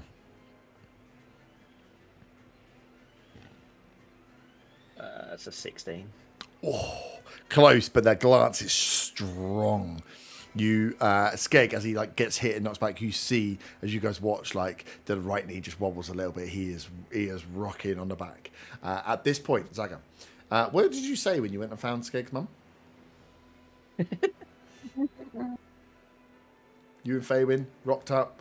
Skeg's mum's waiting for you guys. Sorry, what She did I sees you coming. say? Yeah, she's seen you two coming up towards, recognise you. You can see, like, in this crowd where it's getting a bit rowdy, she stood on her own at, like, a small table, nursing Oh. one drink, and spots you guys coming straight away on the path, kind of leaves her drink and comes over to you to find out what's going on. I give her a I'm nod. going to tell her I know where her son is. Follow me. Nice. Great. She's the right people. She starts following you back towards the thing. Any other information? No. Nice. So you get back towards the bakery shops, asking. Unless She's like, Faywin okay. wants to. I was going to tell her say, Oh. can I? I mean, if you want, I just never know you guys. I always think it's part of Well, I most give her a ridiculous. hug when I see her because Okay. I felt really sad that she was on her own. And then I just want to say, like, just before we go into the room, like into the bakery, Mhm. I need you to prepare yourself. Okay. That's it. That's what I'm going to say. You need to So add a prepare bit of yourself. drama. You make it sound like Yeah. he's dead. Yeah, Is he- he might be with my roses. But Oh my god. So you two make it to the bakery. As you kind of get into, you left the door like on the latch open. You get into the shop. You can hear the sound coming up through that flap. Like you can hear the cheering and jeering. And she's like, "What's going on?" Zaga just opens the flap and goes down. Nice. You guys walk in. Everyone is watching this fight. As you enter the stage, you come down the small steps, kind of duck in onto the stairway that drops down, and you're looking from that height. You're looking down over the crowd into the main ring there. As you can see, there's this younger half orc fighting against this man mountain, the one you see outside, and people are at quick glance, you can see your own your party dotted around. Otter's still not got a shirt on. Do people notice us as we come in? I would say as you come in, unless you're coming in like banging in, they are so focused on this fight. And at the point that you're coming in now, Skeg just hit a couple of good hits, but he's just been rocked and he's on his like. This is an intense fight that people aren't expecting anyone just to walk in from upstairs as well. As far as they're concerned, the door was locked. You unlocked it, didn't you?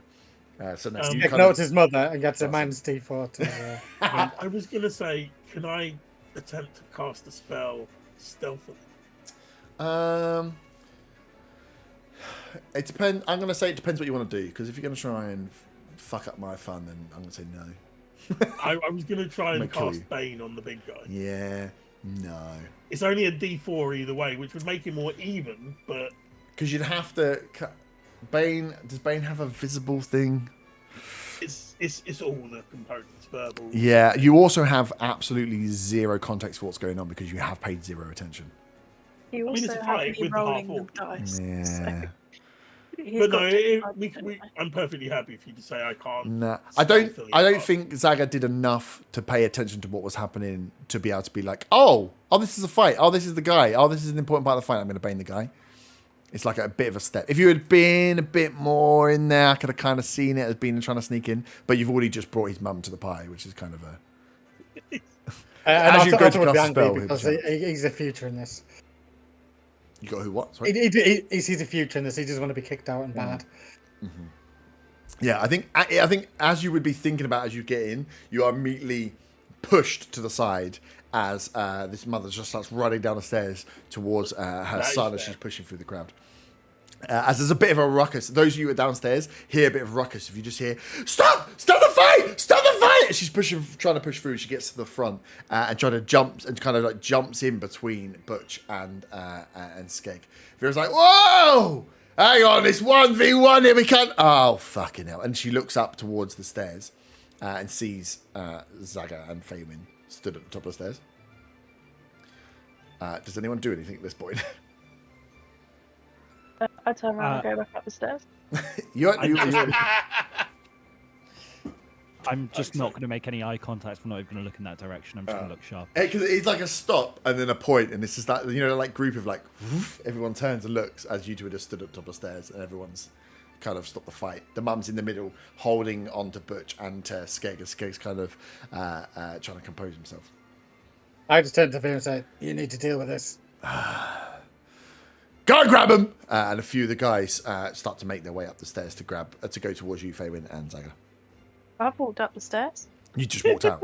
Okay. Yeah. Are you walking or are you running away? I started by walking and went.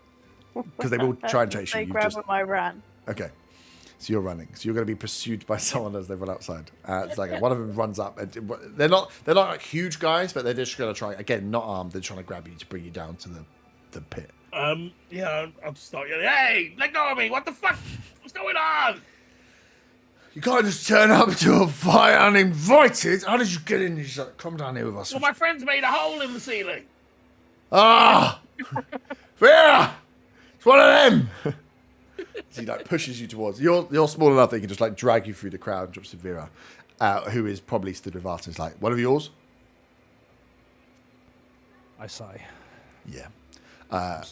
Right, we need to sort this out. As Vera steps in, he's like, come on! Right, pause! He's like, look, man, I understand that you do not want to see your son, but you are interrupting, honestly, his best fight of the night. Do you not want to see your son perform? And she goes, just slaps her in the face, like, oh. All right. And Skeg steps forward. He's like, Mum, I need to do this. I need to fight. I need to prove that I can do it. She's like, no, you can't. This is stupid. You can't fight for the thing. And you see him going backwards and forwards.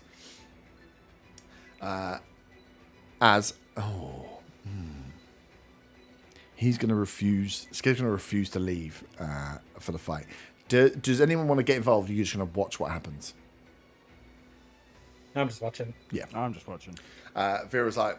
I've got money on this fight. Yeah, exactly. Vera's like, well, I'm sorry, man, but there's a lot of money on this fight. So she just like picks her up onto like a fireman's carry, drags her over to the edge and just like drops her onto front of people and just hold on to her till the end of this fight. And they just drag the kind of mum away and sit her down in a chair as Vera turns back. And she's like, ready to go, Skeg? So he gets himself set. Fight! As they go in. Skeg or Butch. Who wants to take the initiative? Just as a quick out of character thing. Yep. My psionic cantrips. Oh, you dare. Because they are psionic. Yep. Are they still verbal and stuff like the normal? No, most of them don't have. They don't have any components. Okay. Which will do. I'm gonna take a swing with Skeg. Yep. Comes out. He's had a bit of time to settle himself. His mum has just been dragged off and sat in the corner, but that's fine. That's 17. So as he On defense. what? I'm 17 defense. Yeah, that's 10. Wait, hang on. No, I was 7 anyway. 21 defense. Oh, okay. That was only 10 attack. 10. Right, so he steps out, slightly off piece as he swings in. Just it's like almost Butch, not even having to defend, just tenses it out as looks back. Butch was looking at his mum at the time. Butch, your swing. Yeah. Oh. At 13. 13. That's a 19 defense. Dodges out the way. Skeg is on he is on his last legs. He's like definitely one big swing away from being absolutely knocked the fuck out. So that dodge is guessing nice. Butch is still looking quite healthy. Butch is he is bloodied in terms of hits. Okay. But yeah, you're gonna need to get some because he keeps blocking them. You're not getting as many knocks off as you want. You're getting good hits, but they're not clearing. Skeg's up. Good defense on the back foot, gets a spring forward. That's 12. As he swings, Yep. can I do psionic telekinesis for the mage hand and tap Butch on the shoulder? Is it invisible mage hand? Yeah. I mean, in theory, what do you mean by tap? Tap to do what? To do damage? Because mage hands don't. No. So just as like a distraction. Make him. Yeah. Oh. Yeah, I I'm in a suppose. sweaty gym. You are. Yeah, you are sweaty. So as he swings forward, you want to try and distract him enough to knock him off. We can do it. We can do minus D4. You want me to roll a d4? Yeah, take it off your. Have you rolled your defense yet? Yeah. Yeah. 15. Okay, yeah, roll your defense and then take off the. Roll D4 and take it off the defense. 12. And so I rolled a 12 as well. Oh, well, I say meets it, beats it. So yeah, that distraction knocks him off. As you. Yeah, it would be. Yeah, I suppose. You see, but as Butch. He swings in and gets the tap, knocks off. You see him kind of look around him a little bit as he kind of cottoned that something was off on that one as he's been caught a little bit as he rides up now. This is a very close fight now. Can I shout out Chi as Bert? I'm not. You can if you want, but I'm not. You're fighting against there's a lot of pride at stake for Butch here. He is the biggest prize fighter fighting against this little dweeb. Right. And you've been rocked a few times now. So yeah, Butch wants to finish this now. Okay. Then he'll go to smack him in the head. Yep. Oh, you are kidding me. Okay. More than that one. So you're gonna get. That's a 14, just in case I got on that one as well. Just in case you got that one as well. Yeah, that was 14. 14. Okay, that is 1 con point each. Next attack that hits Geg wins. is swinging. That's a 15. Got one. Low roll. Kins never rolls low. I fucking do. I've just rolled a 5. So you're a 12. So You okay, get- Von, as Skeg, how do you knock out Butch as his mum comes in and somehow, whilst being on 1 point, manages to pull off 3 massive blows and knock this massive guy out? I want him to just go for a proper uppercut to finish it off. Yeah. Take Butch off his feet. You're enjoying this too much. Yeah. They will remember. So yeah, just steps in. You see, with the thing, almost the looking around, Butch is a little bit spooked by it. Yeah, the flying up in underneath the chin as Butch, you hear the crack of teeth. He's probably 1 or 2 of his teeth have smashed a little bit. Spits one out as he just slow timber of just falling as Skeg settles, and you just see those of you watching behind see the massive visage of Butch falling backwards, crashing into the rope, knocking out 1 or 2, a goblin underneath just gets squished by this huge man as just stood there as Skeg, just almost unbelieving that he has managed to knock this guy out. Skeg had put some money on himself as well. So Otter, you lose 50 Zaga gold. Run in at this point. Mhm. Zaga just wants to run in like Chris Tucker in Friday over Debo. and say, "You got knocked the fuck out." yeah, you can. Yeah, once you were in and you were part of like their group, the guys who were watching. Again, they're watching this fight. As soon as that all went off and everything was going on, they just kind of gave up on. They're watching Skeg actually fight his way out of this. So, Otto, you lost 50 gold, but who put the money? Oh, yeah. So, Arta, you get 60 back. So you get 90 in total, and Von, you get 150 back. So 100 profit. Because it was the payout was so swung. Vera goes in and goes, I don't believe it. Skeg is the winner. And Skeg's just yeah, Adrian, crying out as the guys that are holding his mum get up and start cheering as she kind of fights her way through to the front of where you to like alongside, I'd say, Arta, Von, and Otto. As Otto, you've just got no shirt on. She's like, I thought you were supposed to be saving him. He's fine. Look at him. He's enjoying himself. Nice. So yeah, as the dust, they're cheering on, people are doing, there's drinks going everywhere, people are cheering. There's a few more fights that can be set up and stuff as they go through. But yeah, you guys can sit and enjoy the spoils. Otto, you get bought some beers from people that won some money on your fight. They're buying you a few beers in here so you can get tanked up. And this is like real cheap, shitty liquors and beers and stuff that are in here because it's just like whatever is brought down to the bottom of the bakery is sold. It's like membership club stuff. Exactly what Otto likes. Yeah. No, cheap and day, which is good. So yeah, those of you that got money, take your earnings.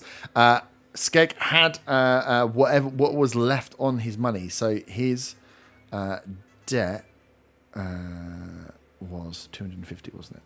Put it as for something. Yeah, but someone put something towards that. Didn't You they? put 40 towards it. Otto put 40. Yeah. Oh yeah, Otto put 40 towards it, and then he made back by beating thingy. So his remaining debt is still 135 gold, which Vera tells him and lets you guys know as well. Everyone comes, if no one offers, his mum comes forward and it's just like, if this is what it's all about, Skeg, I could have done this. And he's like, no, I wanted to prove my worth, mum. But she will offer to clear the rest of his debt if nobody wants to. Obviously, it's going to come off of money you guys get. Pay for it. Like, Zaga's standing next to the mum, basically with his hand out, saying, "Well, we brought you to him, didn't we?" Well, you brought him to me, yes, but it wasn't exactly what I was expecting. She's like, "Well, this is all I have left." So she hands off to you the money that she was going to pay you, less the money she had to pay to clear his debt, which is 165 gold. Zaga puts that in his pocket for now. You all see Zaga get given this money, by the way. Bar Faywin, who is still running Ran from the away. streets. Yeah, just run away. Yep. Smelling around. Ran home. No, I ran to the inn. I'm in the inn. So yeah, you are around for the fight club. They are going to have a few more fights in. Vera says that now you know it's here. You're welcome to come down and fight. They fight like every other days. They fight like Friday, Sunday nights, and Tuesday nights. Something stupid. But you're willing to come down. Just don't tell anyone because we don't want the guards getting in notice. You see, looking around as well, there are a few where people go and get drop their stuff off. It's not like there's change rooms and bits, but you can see where some of the guys are getting changed to leave, getting into guard uniform. So there's obviously some of the elven guards that come down here just for a fight as well. So it's one of those low key. Lots of people know about it, but it doesn't get passed around sort of thing. Skeg, thanks you guys for believing in him, coming down to help. Apologizes that you got roped into it. But yeah, he especially talks to you, Otto, about your fighting style, and he tries to get some tips and bits. And she's like, "Come on, Skeg, we've got to get out of here." I said, I'm glad you got me roped into this. He's like, "It's so good, isn't it, when you get going?" And then his mum's like, "Come on, Skeg." So yeah, maybe me and you can team up one day. He looks. He's like, Vera's like, tag team fights. And I mean, that's. Oh, I know a place we can get costumes. I'm just imagining that the Skeg's been pulled out of there by his ear. By his ear, yeah. Definitely. So he's still trying to act the big man. In the room. He's one, yeah. He's big. His mum is big as well. But yeah, he's knocked him out. They stay he stays, gets all the debt sorted, has a bit of a chat, and then after he kind of apologizes, you guys got dragged into it as much as you can. Has a bit of a chat with Otto, and then gets dragged out there by his mum. I'll go over to the table where everybody's at, and I'll say, "Where's Faywin?" He was with you. Where's the money? Well, I'm just about to split it, but if Faywin's not here, she doesn't get a share. And I give the others That's fair. 40 gold each. Nice. Oh, I can't wait to meet my parents. Maybe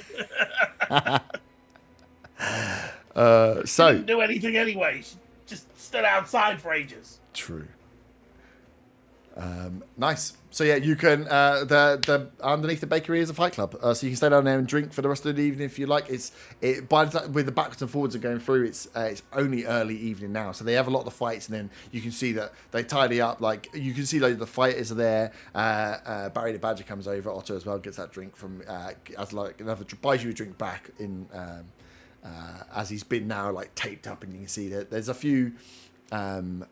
Guys that do like no, actually there would be no magic users here. It's all just like bodged up medics, just like bandaging people up and tidying them up and trying to sort out any bruises, keep them clean before they go out, and then they just all get tanked up for the rest of the evening underneath the bakery. After a few Is there any food from the bakery down here? There'd be a few things, but not Like not a end of lot. day stuff. End of the day. Yeah. There probably would have Ale. been, yeah, some stale stuff. Yeah, it's mainly a fighting and boozing rather than a smorgasbord of food. But yeah, there would be some end of day. You could grab some food at least. I'm gonna be here every day. After a few beers, Yeah. I step up like, right, who wants to fight a bear? And then wild shape into a bear. Oh, You know what? things getting interesting now, eh? It's a shame I don't have my 4th level spell slot. Otherwise, I'd polymorph into a giant ape. That is so funny. So yeah, you have a few beers. Von gets in the ring. He's like, "Come in, I'll take it anyone." Wild shapes into a bear, which seems like a very good place to end for the evening. Before we can roll to find out who the fuck wants to take on a bear. But you hear people go, "Wah!" Cut to black. As yes. You solved the mystery of the bakery. It was just a fight club all along. But yeah, I thought that was quite funny. Just slightly different rules for beating hell up. Also means we've got bar rules now. Got what, sorry? Where did Faywin go at the end? Faywin just kept running. So I'm assuming we'll find out where Faywin went. Did she go back to the druid house? No, she ran home. She ran home to go You cry don't to her know? mummy. You don't know? I just ran. She ran. Oh Faywin- She Faywin ran. ran Her hair also turning black. Before she met all you ruffians, she was a very upstanding citizen. So to be involved in a fight club, not a chance. Yeah, you would have had no idea that fight. Please club You was- would have Say been if I was involved if it was there. any other town other than Allhurf. Of course. But I'm not for her. But it might get back to her daddy here. True. Exactly. Daddy. Yep. Nice. So, Skeg's back. He's a true brew fighter. So you can probably bump into him again at some point. But yeah, you have access to the bar and the fight club on the odd days underneath the bakery, where there's obviously some shady types that knock around there as well. It's not necessarily just like criminals, but not too dissimilar from like Redvant area. Those that do a lot of work and want to come here and have a little bare knuckle fight. You can get some rumours and stuff from down here. But yeah, we'll pick up next time after we find out what happened with Von the Bear fighting people. Okay, we can't just assume we've got a long rest here. Oh, no. Definitely not. We'll pick up. No, you guys haven't finished that. Just in case. Lovely. Perfect. Somebody actually wants to fight the bear. Oh, my God. Well, we can decide if we want to do the bear or not. I like it. Is It's just it a a fun bear? thing. Is he still drunk? I think he would be, but I don't think he's I mean, I wasn't absolutely hammered. He wasn't hammered. He was just confident enough If to we're turn drunk into a enough bear. to challenge everyone in the room to a fight as a bear. Yeah, which would out you as a druid as well. So let's think about what that means. Whilst we take a break. It doesn't mean anything. It's just a druid. Just turned into a bear in front of everyone. That was fine. We were getting changed into guard's clothes. It's fine. Yeah, I true. really wish I had that 4th level. Oh, Red gets back to the druid house. Yeah. Von's been turned into a bear again. Well, if he's Faywin's run seen- back there, she may have told everybody already. He's Faywin's. seen that Baldur's Gate 3 scene and now he just wants to recreate it. No. No. Which Baldur's Gate 3 scene? Yeah. What about that? There's lots of bear ones. I'm on that bombshell. Nipples. Wicked. Right, we're back next week. I think Friday next week. Are we sorted? If Yes. we've decided Oh, not to do yeah, anything. Yeah, yeah, it's Friday. Friday. It's Friday. Oh, yeah. Ta-ta, farewell. Ta-ta. Better.